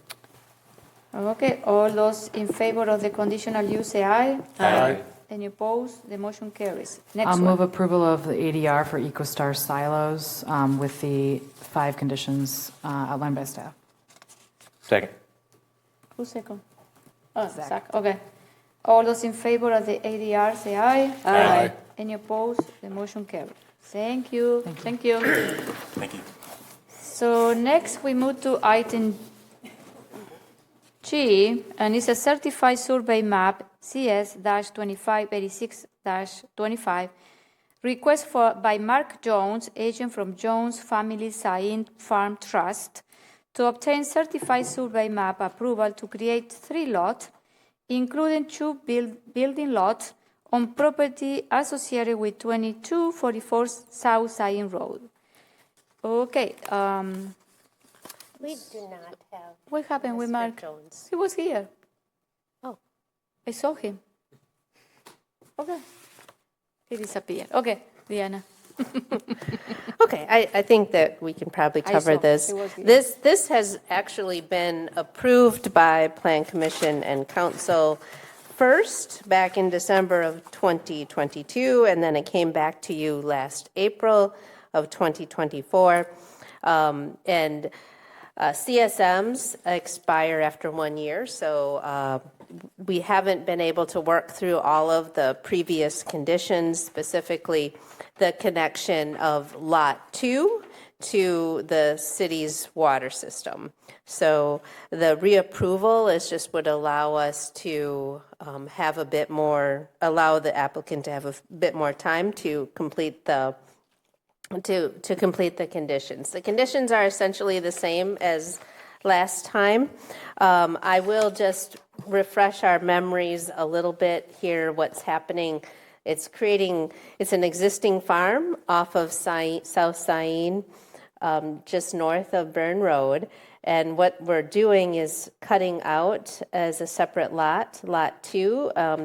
There's 2 houses on the farm, and so we're cutting out Lot 2 as a separate residential lot. Back in 2022, the rezone happened to take this to low-density residential. And so the rest of the site, Lot 1 and Outlot 2, will not change in terms of their zoning. It's zoned agriculture, actually exclusive agriculture. And what will happen now with the rezone and the creating of Lot 2 around the existing farm, existing house, then they'll be connecting into city water. Oh, that one was my question. Okay. Yep, they will be connecting into city water. Okay. The only major change here from previous, and it's I guess I couldn't really say it's major, but the applicant has decided not to include an actual easement along this parcel. There is an easement shown right now, but it was determined that we would be better off not to have that easement. So staff does recommend approval with those 15 conditions, no major changes from the last approval. The A committee approved. Approved? Okay, yeah. Thank you. Can I ask, is something about this driving the ordinance change at the end of the agenda? There's a connection. And so because there is water down Sain, the ordinance that is at the end of the agenda, what it does is allow for the construction or the replacement of an existing private well on private property as long as the zoning remains agriculture. There is one other condition to that, is that the farmhouse would need to be at least 150 feet back from the right-of-way. So is that referencing the other house on this property? Yes. And the well servicing that house? Yes. Which is existing, and they want to replace it? They don't want to replace that. That would be expensive. But in the event that they would have to replace it, then they don't want to be in a situation where they would have to connect to city water for the house for human consumption, and then also install a new well for crops and cattle. Because the current well is servicing all of those needs? Yes, it is. Yes. Okay. Exactly. So the Lot 2 and the house on Lot 2 will connect to city water? It must, yes. The ordinance is related. Okay. Thank you for the clarification. Sure. Any other question, comment? I'll move approval of certified survey map CS 2586-25. Second. With the conditions as noted by staff. All those in favor of the certified survey map, say aye. Aye. Any opposed, the motion carries. Thank you. Next one is a final plat, FP-2588-25, request by Tara Miller, agent from Encore Homes, Inc., to obtain final plat approval to replat the existing outlot into 12 buildable lots on property located off Suelo Road in Terravesa. Oh, here you are. Okay. So you're Tara? No, No? Okay. I'm Carrie Wibben, Encore Homes. Okay. What is about this? I will be brief this evening. Thank you all for being here. As you're aware, Terravesa neighborhood has been on your agenda multiple times over the last many years. And one of the opportunities that the developer took advantage of was reserving some outlots for development of housing types that might help create some affordability in the neighborhood, right? So as Encore Homes, we have developed in that neighborhood 82 properties, 33 of which were connected townhomes. I don't know if any of you are familiar with the Paxton Place product that we have built out there. We've done 33 of those units. Lots of feedback over time from buyers about loving end units. The Paxton buildings were 8 units with 1 9-unit. And also feedback, obviously, every single day related to pricing pressures that every builder in the country is experiencing. We debuted this product in Middleton last June. We want to bring it to the Terra Vesta neighborhood. It's a little bit value engineered in the square footage. We've also made some advancements in making these solar ready and EV car charger ready. We don't want to include those out of the gates because we're doing everything we can to achieve price points in that missing middle housing opportunity that seems to stretch further and further every single day. But we are building them so that there's conduit in place, which means that a buyer who is just barely going to squeak by to get into housing of this type might be able to easily add those amenities at a later date without major remodeling or reconstruction. It's a good project. In Middleton, we have 34 built or under construction. The majority of those are sold. I think I have 5 that are under construction that are not sold yet because we're still working on the buildings. We'll eventually have 68 in that neighborhood. I don't know how much you guys keep up with housing prices, but if we can achieve that 400-ish price point in that neighborhood, we will be $50,000 less expensive for a high-quality, brand-new product than the next most affordable resale opportunity out there right now.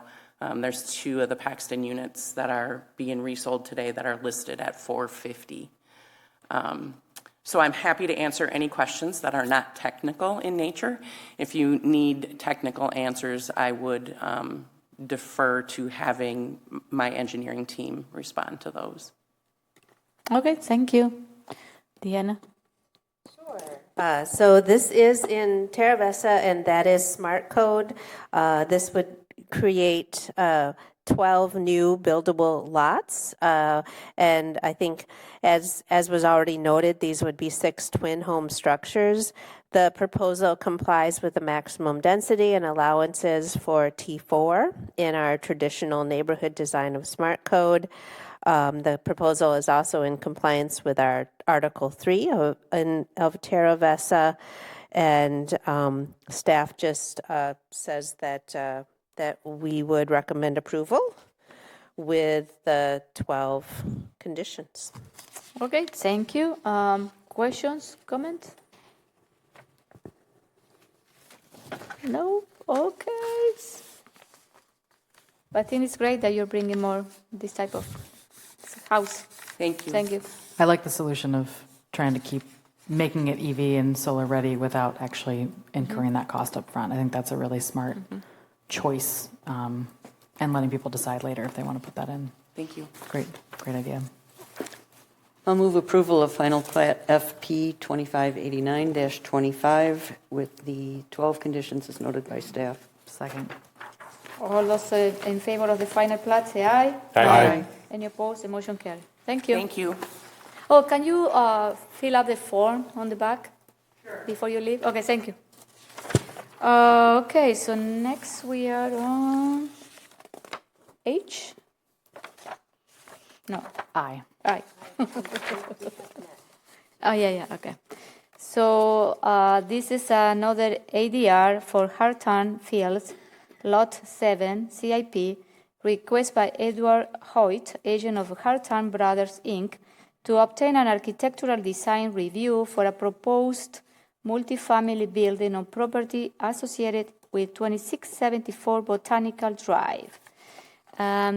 We have Ned Hoyt on the screen. I don't know where you are, Ned. Are you in the United States or in Australia? I am in the U.S. in Kansas City. Go figure. Okay. Okay, go ahead. What is this?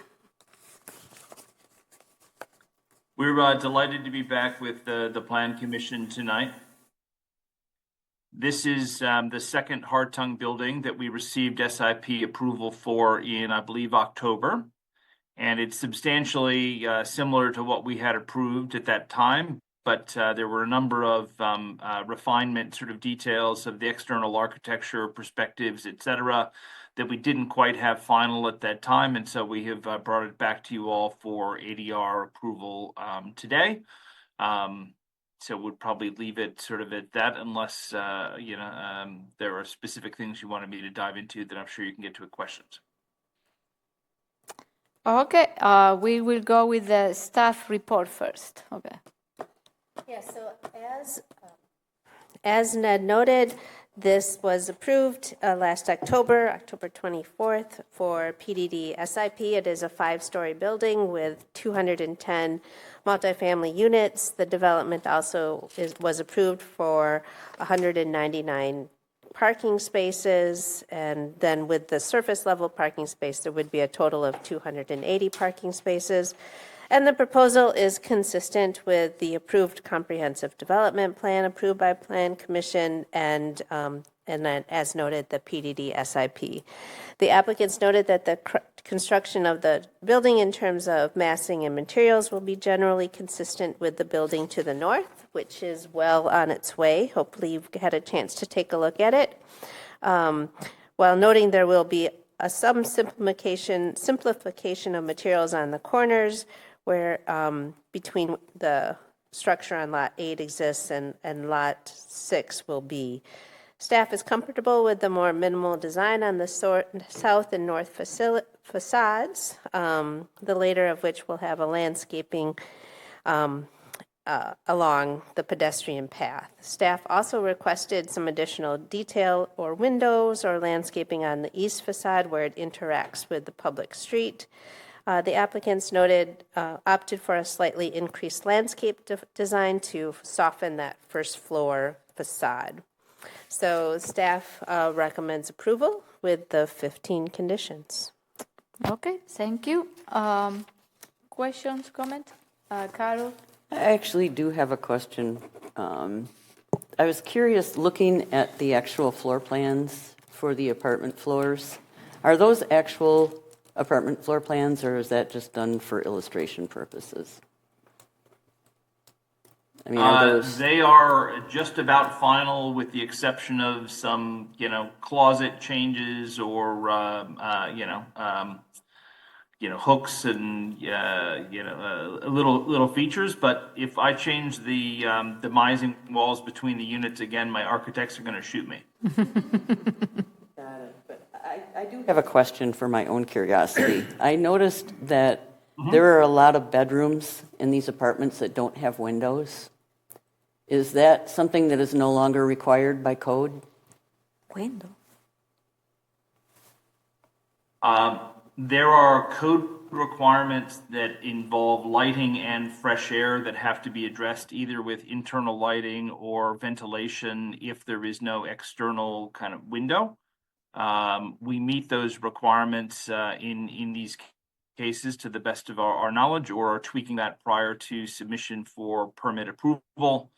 Typically, those exist only when there are specific reasons on the design, typically interior corners or something like that, where it's just too hard to get a windowed bedroom sort of on the outside.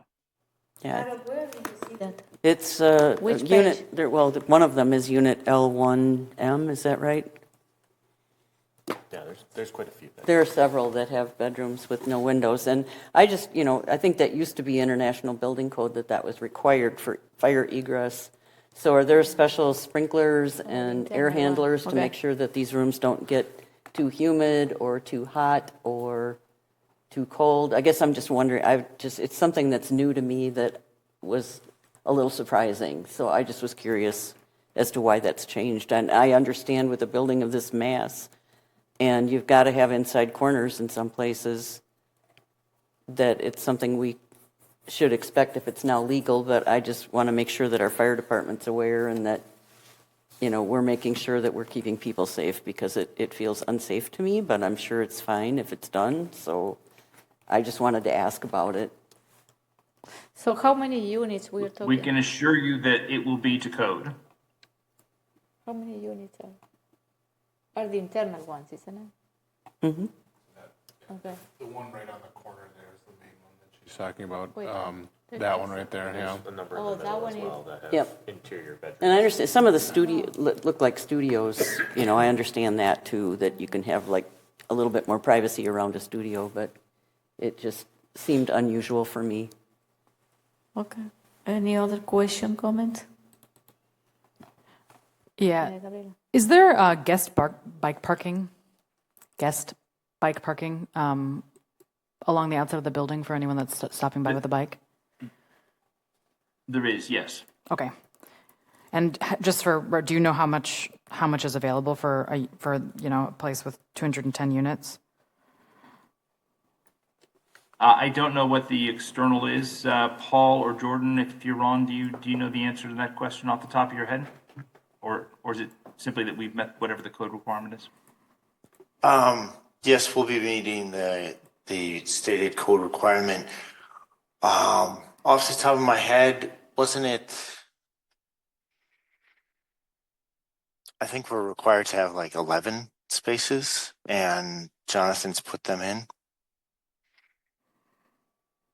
They're shown on the landscaping plan. Thank you.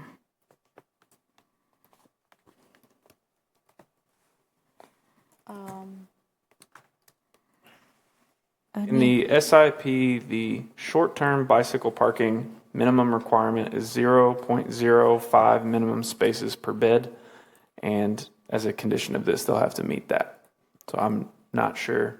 I don't have my calculator, but. Got it.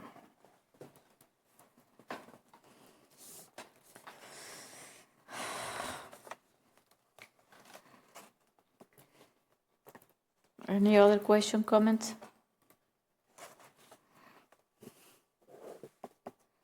Yeah, I'm pretty sure that we meet that, and we can just verify that if you'd like. What is a condition in the approval? So they'll have to make sure they do. Yeah. I'll move approval of the ADR for Lot 7 Hartung Fields SIP. Second. All those in favor of the ADR, say aye. Aye. Any opposed?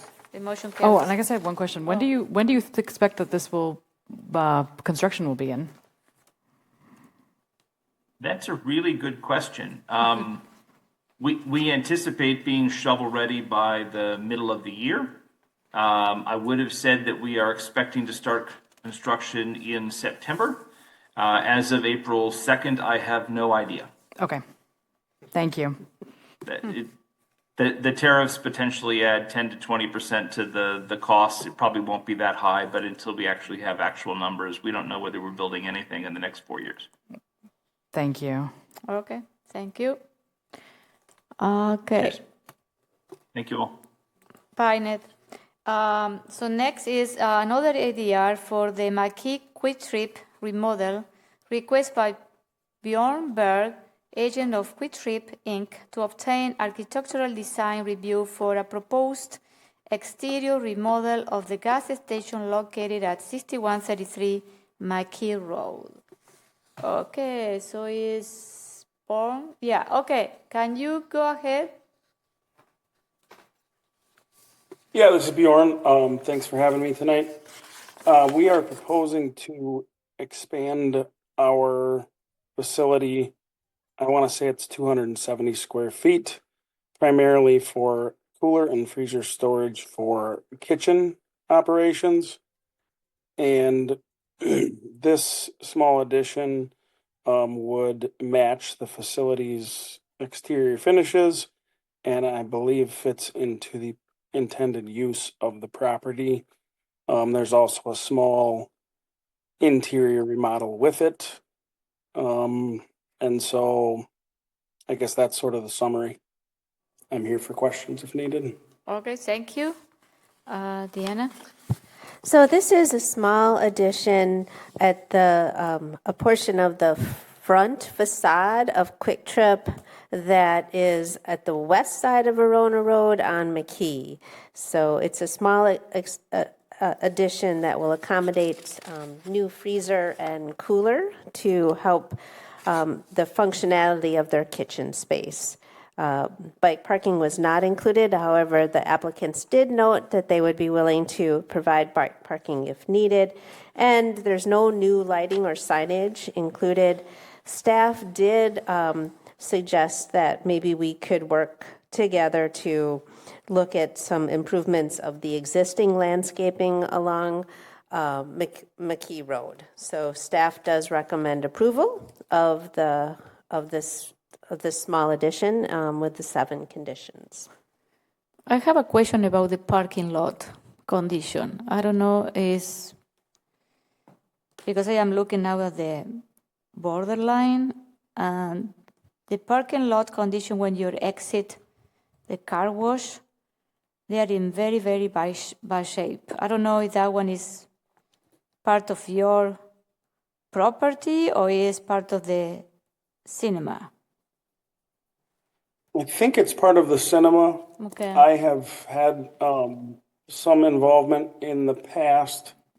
I was involved in the diesel project that we did, and also a couple of different car wash projects that we've done.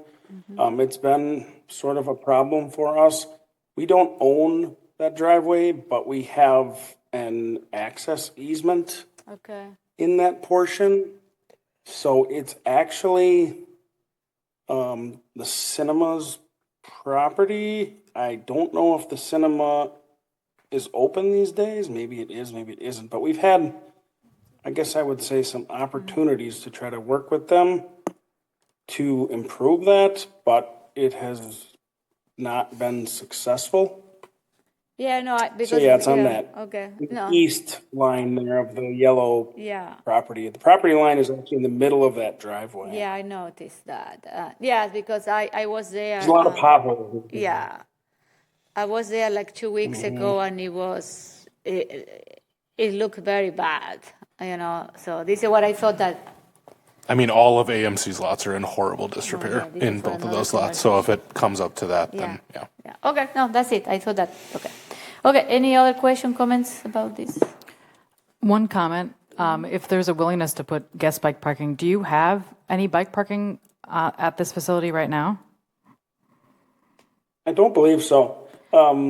This was a property we acquired from PDQ and part of a 32-store acquisition in 2017. And I don't believe they had bike parking then. We don't always put in bike parking, but we're certainly, capable and willing to do so. We have bike racks in stock, and so I can certainly ship one out there and find a home for it if that is something that the commission is I do think. Yeah, I would be interested in that. There's plenty of bike infrastructure in the area. Yeah, there's 2 trails that transect right there. I have a question. Why do you go to a gas station? Convenience store. Oh, okay. Yeah, there's quite a bit of food Get and beverage get there. water, get Gatorade. Yeah, I mean, I could see a ton of reasons why people might that stop. makes sense. Okay. Yeah. Okay. Well, there is a condition for it, requiring it. Yeah, it's on number 4. Yeah. Okay. Any other comments? Yes, we can do that. Great. Okay. Someone can move this. I'll move approval of ADR for McKee Quick Trip remodel. Second. All those in favor of the ADR say aye. Aye. Any opposed? The motion carries. Thank you and good night. Thank you very much. Bye. So now we are in the pre-application for Seminole Lot 3, request by Dwayne Johnson for a pre-application review of the proposed multifamily development located on the proposed site located at the corner of South Seminole Highway and Lacey Road. Okay, so we have a lot of people tonight. You will need to fill up your form, guys. Okay, you have it? Okay. Thank you. I must say that I do a lot of biking, and we always stop at Quick Trip to get free water. Oh, Water and Gatorade, very always good stop. point. Okay. So who is going to be the first one? speaking? I can speak first. Okay, if that's go okay. ahead, Gus. I just wanted to shed a little bit of light on the project itself to begin with here. So over the winter time, we got our comp plan amended. Throughout that time, we were working with Plunkett Racich as our main architect. Since that time, we've kind of gone a different direction, and we've hired these two guys here. This is Doug Kozel. He's our creative architect, working mostly on the exterior and a little bit of interior design as well. And then Kanathi Bruce, this is Dwayne Johnson, and he's more of our architect of record. So these two guys have come in, and with that, the design of the building has changed a little bit as well, and you'll kind of notice that. I wanted to give a little bit of an overview of the project as well, just kind of some of the boring stuff, and then I can pass it off to the architects to address some of the questions that were brought on by the submittal. So with the submittal, there's approximately 300 apartment units being submitted. We throughout these units, there are studios, 1 bedrooms, 2 bedrooms, 3 bedrooms. There is there are several 1 bedroom and 1 dens as well. Our parking is approximately 1-to-1 parking under the surface. So every apartment unit could have an underground stall if they desire one, and there's more than half-to-1 surface parking to an apartment unit, and really half-to-1 is that magic number that we look for when we develop these things, and we're surpassing that. So the parking is plentiful. If all goes well with the submittals and approvals and budgeting and all the good stuff, we hope to break ground on this in February of 26 and kind of just get rolling and get off on a good foot. But with that being said, I will hand it off to Doug to address some of the questions, and we'll go from there. Thank you, Gus. Good evening, and I'll try and keep this brief. I know it's been a long evening for you. I do want to say I do have some experience working in Fitchburg, going all the way back to the origin of Fitchburg. I was the architect on the community center next door, working with Jeannie Sealing, who I believe was your first mayor. And then more recently, I've worked with Newcomb on a number of projects, including Blackhawk Church, just up the road from this project. So I'm glad to be on board. I am going to mostly read this. That will be more efficient than if I ad-lib. That takes more time, so I'm trying to pack a lot in. So our overarching objective is to create a place that invites you to come home. This, of course, includes thoughtful unit layouts with generous balconies and attractive architecture. We are also programming inviting community areas. We have clustered the buildings, as you can see in the plan, to relate to each other and to make a central courtyard area where there will be amenities such as a pool, fire pits, and quiet sitting areas. There will also be at least 1 dog run in the development. Some of the buildings have been rotated in plan, consistent with others to the north. This provides rhythm and helps mediate the scale along Seminole Highway. And at the southern entrance to the site, we have created a view corridor through the site to the west. The building heights we're proposing are 4 stories, which, not incidentally, is still close enough to the ground so that one can recognize the face of a person on the ground from an upper story, your friends, your neighbors, your children. This is subtle point aids in humanizing the development. First floor units of all buildings will have a walkout patio area with either sidewalk or stepping stones connecting to the multi-use path. To enhance the public face of the project, we have kept all parking off of Seminole Highway and off of Lacey Road.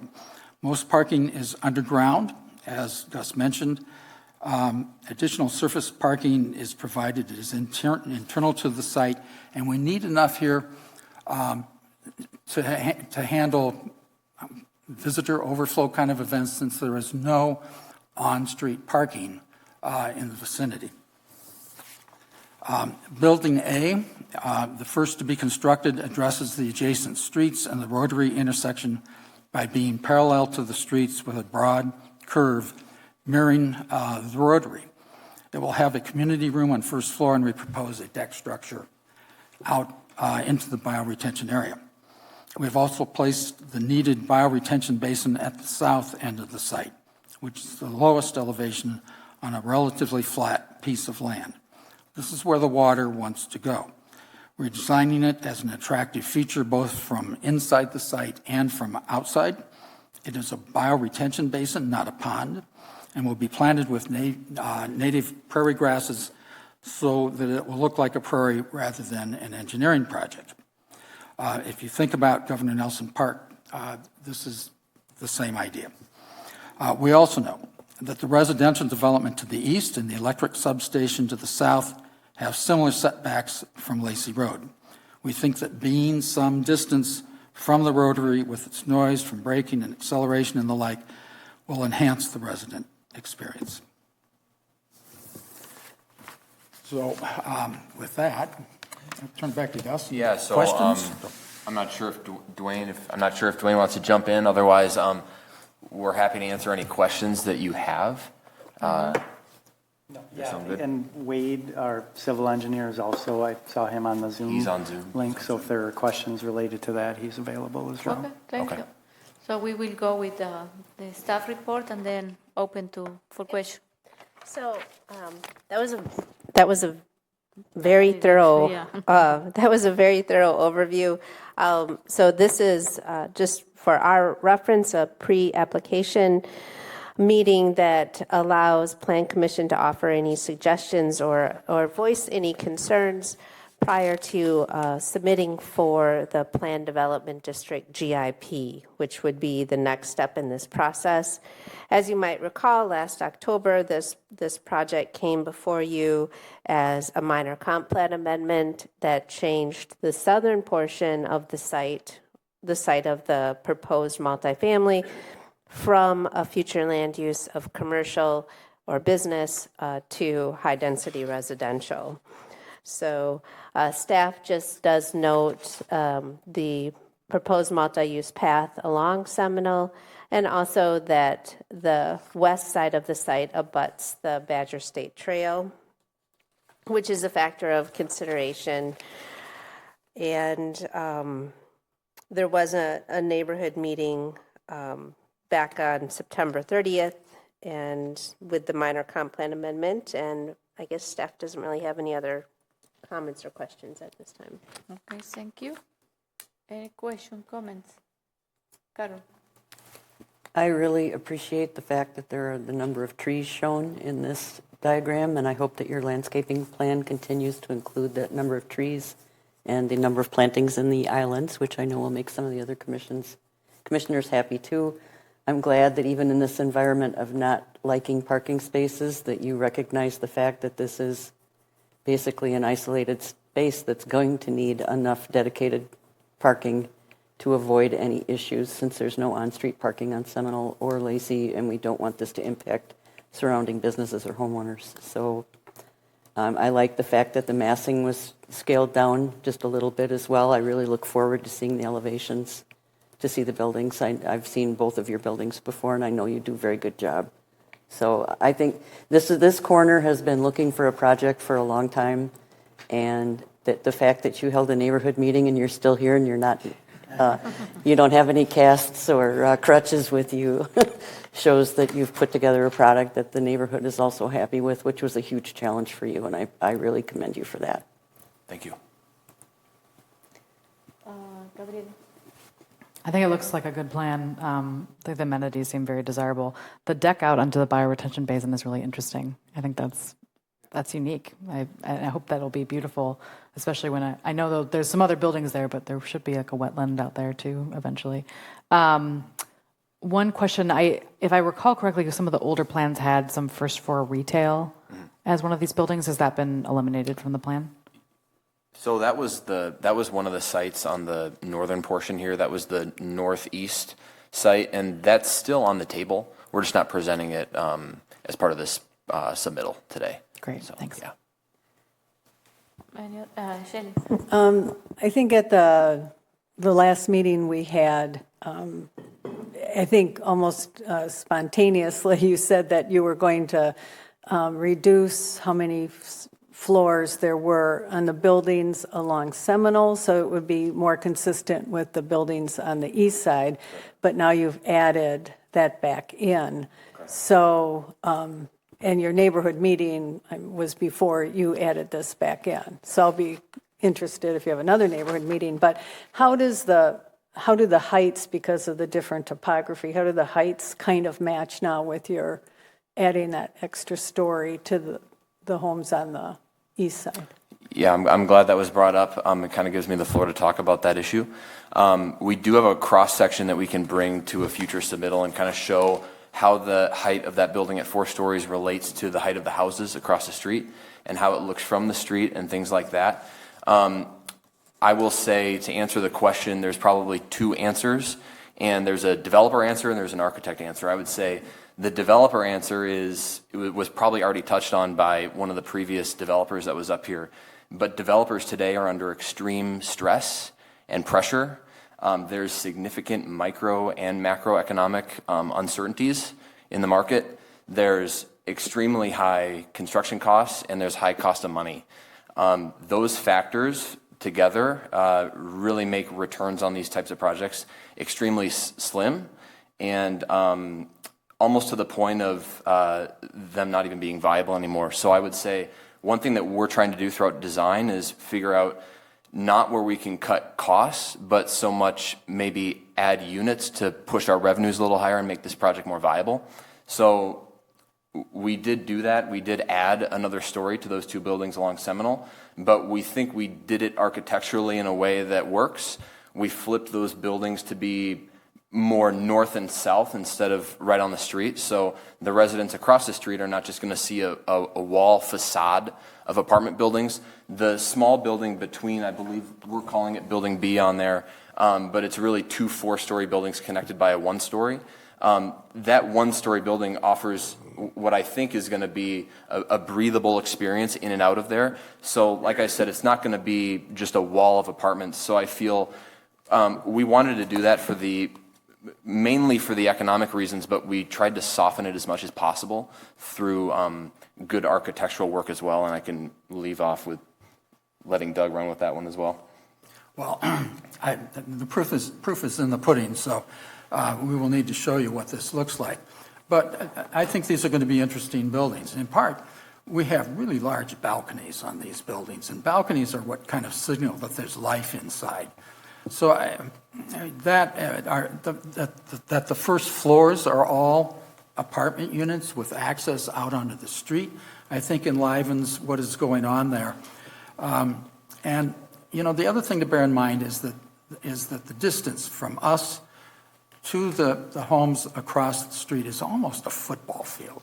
It's like 250 feet, and that tempers an awful lot.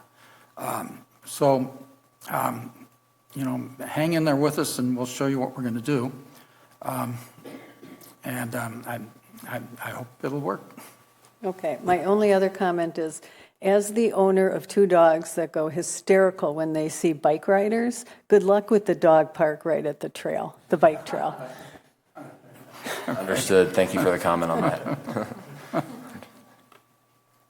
Any other comments, questions? So do we address any connection to the bike path? We were so concerned about that with Edgewood, and yet here we have a bike path running right along a lot of residential. What's the connection plan here? We've had some we've had some discussions about to see what's possible. So Stephen, you mentioned, on which part? On Seminole? No, the Badger State Trail on the west side of the property. I don't see any connection between that and the parking lots. And so then I'm wondering, are people going to be traversing that? I mean, we sat here and talked about it for quite a bit on the last one, so I'm wondering, there hasn't been a comment yet about connectivity to the bike path, given it's residential. It should be, isn't it? Are you looking for a public connection or a connection privately from this property for its residents? Privately for the residents, yeah. Right. I mean, yes, we have it if you run along, go down the Lacey and come around, but I'm saying if you're coming from the north and I live in building C. Right. I just want to make sure you're talking about a private connection. If I could address that, and I'll sign when I get to the back so you know who I am. But I was down in Carmel, Indiana, and Carmel, Indiana, if you haven't been there, is like the Edina, Minnesota. It's affluent. And there's been studies on Carmel, Indiana, and Carmel, Indiana didn't have a lake or a river or anything that really identified it. They had a railroad track, and they converted the railroad track into a pedestrian trail, much like the Badger State Trail, and it has prospered unbelievably. Restaurants came in, apartments came in, people came in, housing values went up. We want to use the amenity that's there to not only our advantage, but to make the people on that trail recognize that there's something being constructed there and connect that. Much like what I saw when I was in Carmel, it's beautiful. So I've talked to the DNR. The DNR is in favor of us cleaning out that 30-foot strip. Right now it's overgrown with trees and shrubs. Clean that out, make it a connection that we can landscape. We can put some sculptures in there, do some really cool things, some solar-powered lighting. But the DNR said to make a connection to the trail, which we want, is going to be a little more difficult. Not that it's impossible, but it's going to take an easement and it's going to take different levels of approvals. But if we can get city to help us through that process, that's something that we want as developers to make that connection, because that'll enhance the value of the development big time. And it'll enhance the experience of the commuters on the trail. Because I've been on that trail, and when you're on the trail, you're behind buildings, and what's between the trail and the buildings is a bunch of scrubby trees. We want to open that up and make that one. So we have a vision for it. The DNR is kind of on board with it, but we're going to need the city staff to kind of help us with that as well. And if you guys are willing to help us, we're in. But it can be like something natural, like it shouldn't be like something. How difficult it is to connect, the trail with the apartments. You know what I mean? I don't understand. It's very easy to connect. I think just getting the easement is going to be if there's a challenge. People can create their own easement, like. I don't know. Yeah, I think we can work on exploring that because, of course, it would need to. It would the railroad and the DNR control the underlying. That one is. So, but I think what is the crucial piece here that the city. It would have to be some sort of public easement, right, to have the ability to, so maybe we would be looking for, a connection and how we can connect to the larger system, right? That was the difference here, is thinking about system-wide connections and not just benefiting one property. I was going to say a cut through on that north side to Crescent Crossing that would serve this development too, I think would be really amenable. And so I think, I'm sure city would be the most in favor of putting in something that is seen as, easing pedestrian traffic to that path for those reasons, right? This intersection, we just approved, that large field development to the south of you guys. They're getting an access point there. We're excited for that.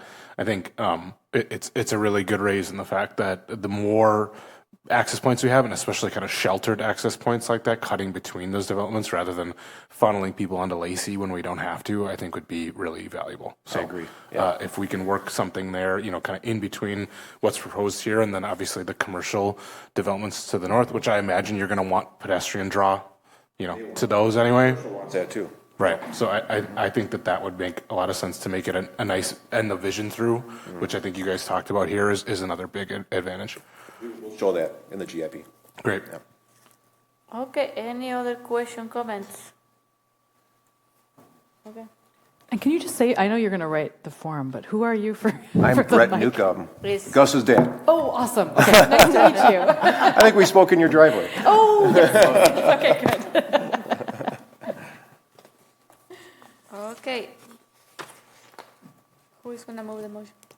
What do we don't need a motion. This is a motion? Oh, I'm sorry. I am. Okay. Thanks for bringing Thank this and you. give us an opportunity to talk through it. Thank you. Thank you. Okay, so our last, action item Thank you. is Ordinance 2025-0-07, amending Chapter 30 to 67, private wells prohibited, and Chapter 40 to 90, exclusive agricultural land waiver. Okay, so Diana, what is this? Oh, did Ag and Rural Affairs approve? No, we voted to postpone it. Why? Because there were a lot of questions as to one of the conditions, it's not a blanket grandfathering for replacement wells. Public Works put in a limitation on it, and committee members wanted to understand the purpose of that limitation and the impact of the limitation, so we voted to postpone until the next meeting with the request that Public Works staff be there to answer questions. Okay. Okay, Deanna, go ahead. Thank you. Yeah, I'll try to just kind of walk through here. So our original code, chapter 3067, did not allow the construction of a private well, the construction and operation of a private well within 200 feet of a water main. Now, in 2023, you all might recall that we worked for amendment, and there was an amendment made that allowed a groundswell, their conservation, that allowed them to, even though they're within the 200 feet of a water main, it allowed we did an amendment, the city did an amendment, council approved an amendment that allowed them to construct and operate a private well on agricultural land for agricultural purposes. So that's what that amendment was, on agricultural land for agricultural purposes. The ordinance before you is another expansion of allowing the construction of a private well, construction and operation of a private well, even though the property is close to an existing city water main. In this case, what is proposed are the well could be constructed and operated upon these 5 conditions. So that's what is shown here is these 5 conditions. So what this does is essentially allow an existing farm with an existing private well to replace a failed well. So they can construct a new well on their property that can be used for human consumption. Right now, the code does not allow for human consumption. It only allows for agricultural uses, such as animals and crops. So the amendment before you, the ordinance before you, would allow for human consumption if the existing single-family home is located on the same parcel as the private well, and if the nearest corner of the existing single-family home is greater than 150 feet from the right-of-way, and then the private well has to be zoned an agricultural zoning, so ag transitional, small lot ag, or ag exclusive, and then the private well meets the standard requirements under section 30-64. So there's been quite a bit of discussion, I think, and I'll let Shelley fill in, but there's been quite a bit of discussion on ag and rural about number 3. Number 3 is the nearest corner of the existing single-family home is greater than 150 feet from the right-of-way. So what is their number? What is their number? Yeah. All right, well, this is all about, is the feet. What they want, more feet or less feet? What do they want? No, I think ideally, the thought is if you're going to be grandfathered to have a private well, and all you're doing is replacing the one that's already been grandfathered, then you should just be able to replace it.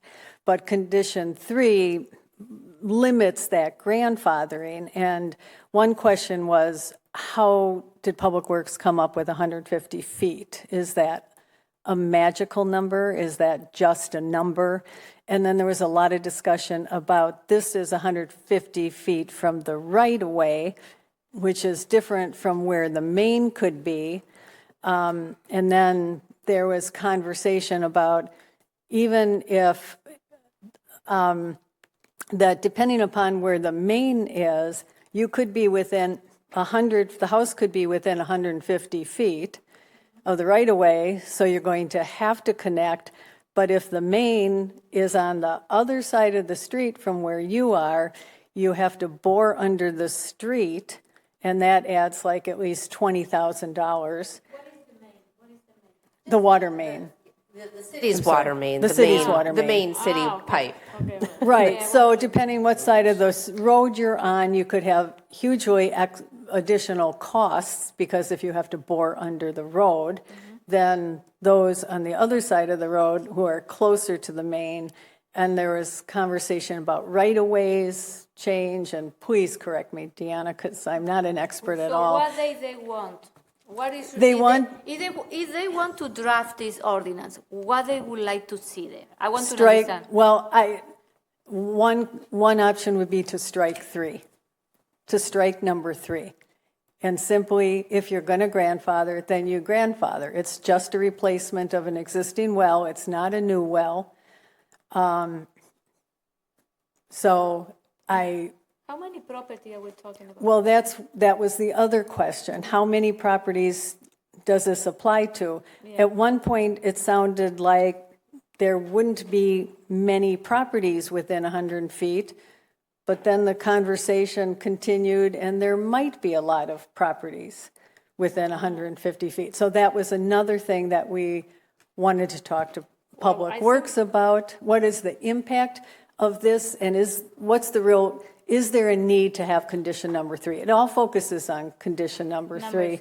The other thing that I learned was, even if you connect, so if you're connecting and the cost of connecting might be equivalent to the cost of replacing your well, any farm that's going to connect to municipal is going to have to drill another well just for their livestock and cropland.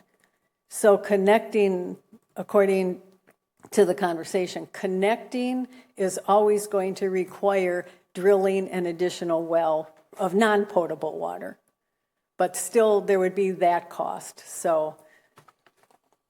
Do you know why the city put that number 3? What is, Diana, what is the? Yeah, no, I don't. Who draft this?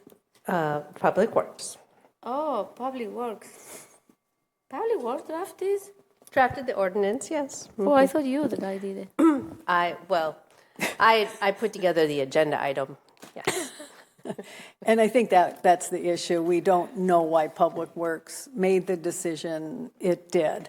And it could be a very significant cost decision. So I think we also need to know how many, what is it? I mean, right now. How many houses we are talking, you know what I mean? Like, my other question what happens if they build another house, you know, a new house on the. Well, they can't by zoning. Okay, so we are protected. And this is only for existing, so it's only a well that has to be replaced that's already there and already at an existing house, and it has to be ag land. No, of course, yeah. Okay, what are your thoughts, people? You need to recommend, you know. Sounds like we should postpone because there's a lot of questions. No, I think we need to have the discussion. I want to know, what do you think about this, you know? Do we need to remove number 3? Do we, is a valid point to keep number 3? I think that if we're grandfathering, we just should grandfather. And so, a question, so just to clarify, so this is a well on land that's for agriculture? Yes. So like it's an active farm? Yes. There just is also a residential home that will use the water as for human consumption in addition to the water being used for farm uses? Correct. Okay. So it's very specific. This is very specific. Yeah. Yeah, so this is what, this is what we need to know, how many houses we are talking. Maybe we are talking 2 or 3. Yeah. I mean, it does feel very specific. Yeah. So knowing the reason why feels, I think that's a legitimate question to find out the answer why. Maybe there's a really good reason that I'm not aware of, but it sounds like we need Public Works to. Do you know the reason? Did they tell you that, Diana? I don't know the exact reason why it's 150 feet versus something else. This is, we do have this, I think we have this number in another part of the code, isn't it, or no? It could be. I'm not real familiar with this section of the code. This is in the Public Works Utilities section. Okay. Yeah, I just want to understand why, what the function of that is. I wonder if this is a pressure situation, right? If you're boring a small main line running from like the street, that you have to maintain a pressure over a certain amount of space, and maybe they deem that small pipe can only go a certain length or something like that.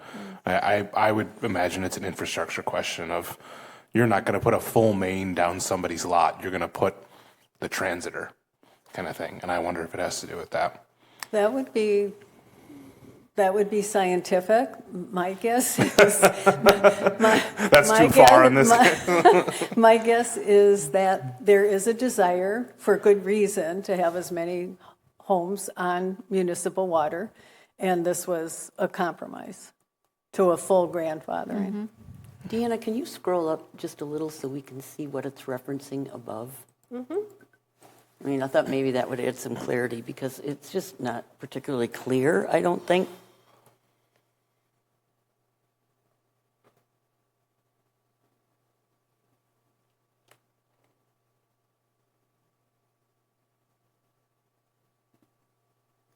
I mean, the word grandfather is not even in there.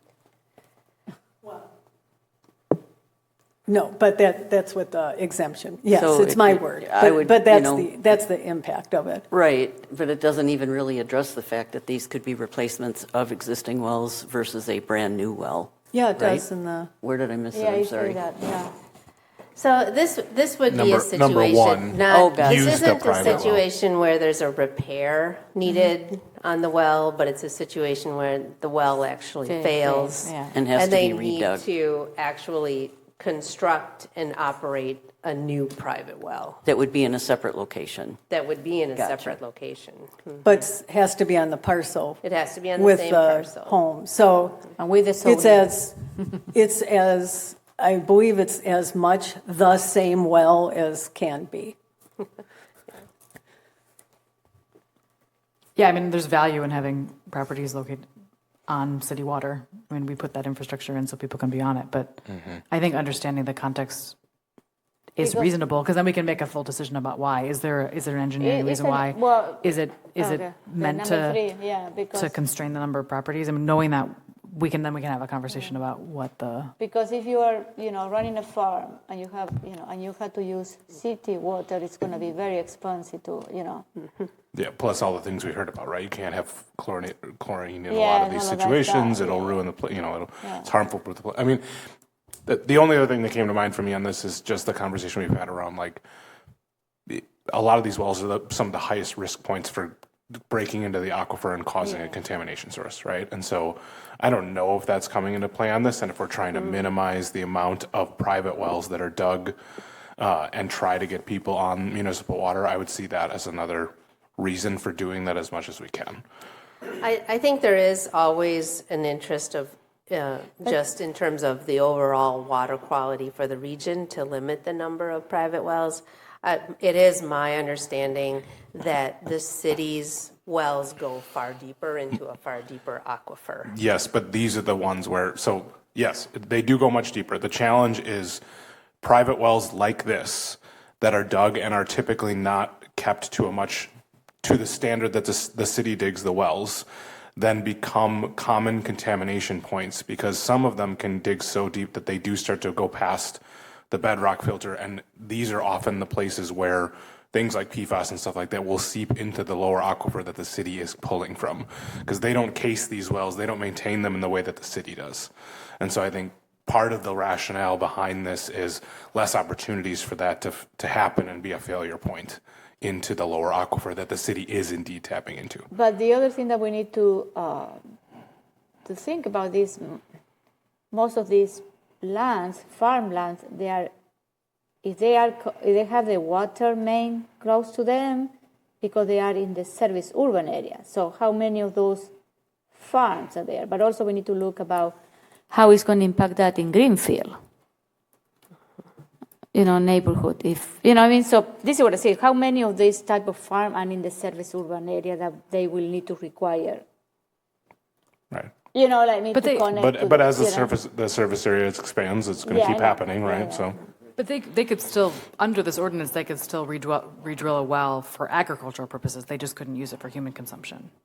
Right. Right? Like they could drill it no matter what if it's for agricultural purposes. They just can no longer. That was what groundswell amendment was, BM up on section 1, that would allow a new operation of a new private well Because it's only for agricultural uses. Yeah. So, I mean, it wouldn't control the number of wells drilled because if it's an agricultural well, it would have to be drilled regardless. I think, I am open to remove that if, we are talking about 2 or 3 houses. I don't know. You know what I mean? So Shelley, was it only 0.3? Right, just 0.3. Okay. Yeah, I would agree. Like, I would like to know what Public Works says. Happy to remove it if there isn't justifiable justification for it and move on. So are we good with postponing for next month? That's fine. I'll move to postpone ordinance 2025-0-07 until our May meeting. Second. all those in favor of postponing the ordinance, say aye. Aye. Any opposed? The motion carries. So next, But I would like to request that somebody from Public Works be here. yeah, for sure. And it will go to Public Works on the 21st. Oh, it's going to Public Works? It's being referred to Public Works for the April 21st meeting. Oh, okay, so maybe there, okay. Okay, so next we move to item 6, report from department. We start with the neighborhood plans update. Diana? Yep, so this month I included in your packet a link to the South Stoner Neighborhood Plan review. So the South Stoner Neighborhood Plan draft has been posted on the city's website. So we have our final steering committee with the South Stoner Neighborhood Plan Steering Committee on Thursday at 5 o'clock. Everyone's welcome to join us, but that's where the steering committee will review the draft. And I just want to bring the neighborhood plans to you as soon as possible so that you all have plenty of time to review. I'm hopeful that we'll have the Greenfield neighborhood plan this week, the draft, and then as soon as we have that, I will let you all know that the draft is public and available, and then I will we'll make sure that it gets posted too up on the website. We don't have the final steering committee meeting for Greenfield scheduled at this time. We're just waiting to make sure we have the final draft for Greenfield in our hands and ready to go. At this point, Is the Stoner Prairie on FACTv going to be broadcast on FACTv? The steering committee? Oh, yes. Okay. Yep, most definitely. Yep, we will be on TV. And let's see. So following the 2 steering committee meetings, I'm tentatively planning to bring the design team to you all in May for just kind of a presentation overview. And then we would be scheduled to have the neighborhood plans and in a public hearing for both of them come to you in June for review and approval. That would set us up to hit council for the first meeting in August. What is the notification period that you need for this? 30 days. 30 days, okay. So, any questions? Oh, my other question is, because these plans are already final draft with a lot of input from a lot of stakeholders, with a lot of meetings. So my question to you is, when we move it to, we need to decide which committee we are going to move this plan, and then you start collecting more feedback and more comments, Yeah. because, it reached a point where we need to say, how it's going to affect the plans, and then, it's any delays again, some more consultant fees, and more your time, and Yeah. So, what do you envision about running from the committee? I think we can still talk a little bit Okay. more, Okay. maybe with the administration too.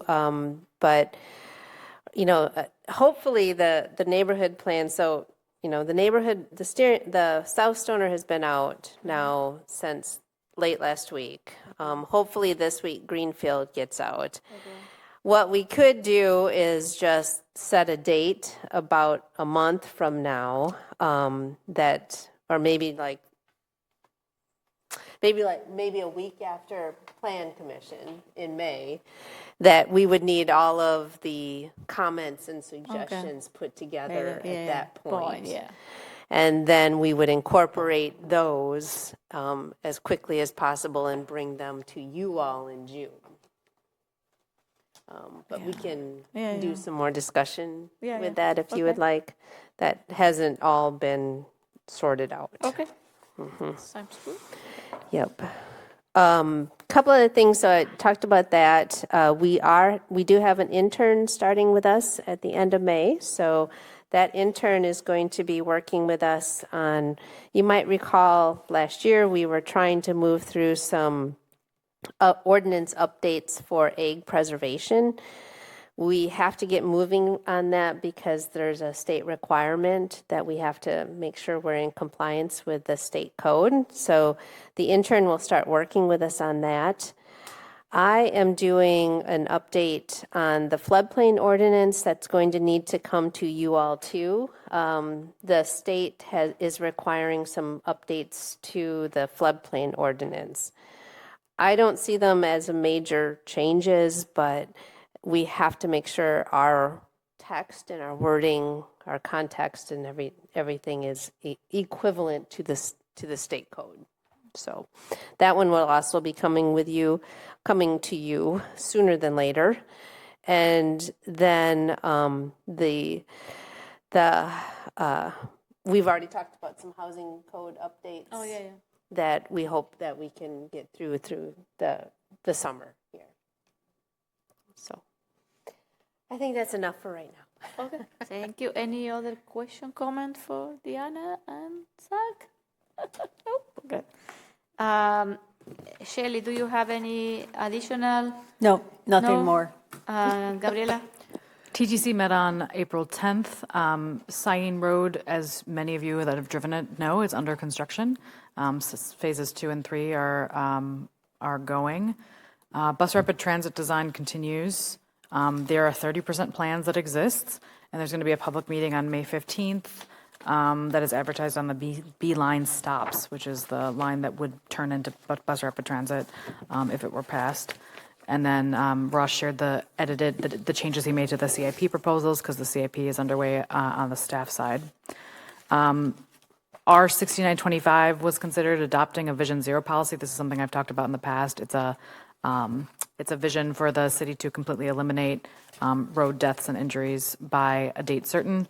We can't put a date on it because we aren't able to obligate funds towards that. So this is more of a symbolic. Yeah, it's more of a symbolic and just the meaning behind it rather than the policy. But we did actually have to change it a little bit.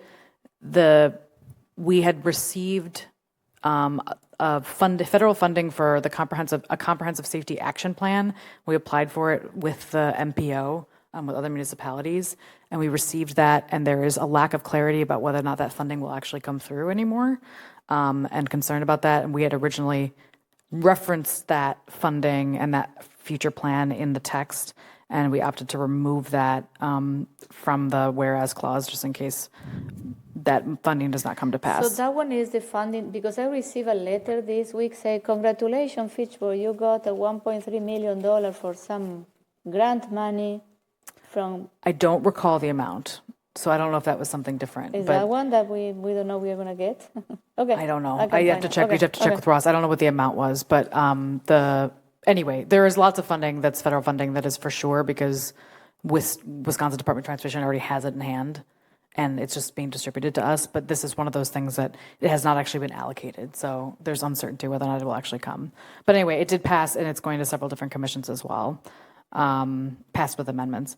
And then we also talked a little bit about transit. There's going to be Ross, our transition engineer, is going to continue to look at what changes to the service, our transit service would be, looking at the discussion we've had about extending Route B, which is that goes down Fish Hatchery Road into Madison, extending that to the McKee and Traverton Pike, which is where the bus rapid transit end point would be, but we could extend it there now versus waiting for bus rapid transit to go into place, and then have that serve as sort of a hub, extend Route 65 service, which currently ends around City Hall, have that go all the way up to McKee and Traverton, so further up Fish Hatchery, and then have the 75, which passes that area. People would still have to cross McKee Road to get to the Traverton and McKee stop, but extend that service to all-day service as well. So you'd have all-day service on Route 65, all-day service on Route 75, extend Route B, and then they would all sort of connect at that point. So you could get from one end of the city to the other, and from, you know, Swan Creek all the way to to the Capitol Square, or all the way over to Hy-Vee on the bus system. So that we're just, Ross is looking at what that could look like and what the cost might be to have that happen with Metro. Thanks. Okay, thank you. Any other comment, announcement? No? Do we have to elect the representatives for vice chair and plan or sorry, ag and rural affairs and TTC? In the May meeting. In the May meeting, okay. In the May meeting, you need to, I don't know. I think we need to, the vice chair, isn't it? No. Steven is the vice chair, but I don't know if he's only for 1 year or 2 years. I don't know. Okay. So I need a motion to adjourn. So moved. All those in favor of adjourning say aye. Aye. Any opposed? The motion happened.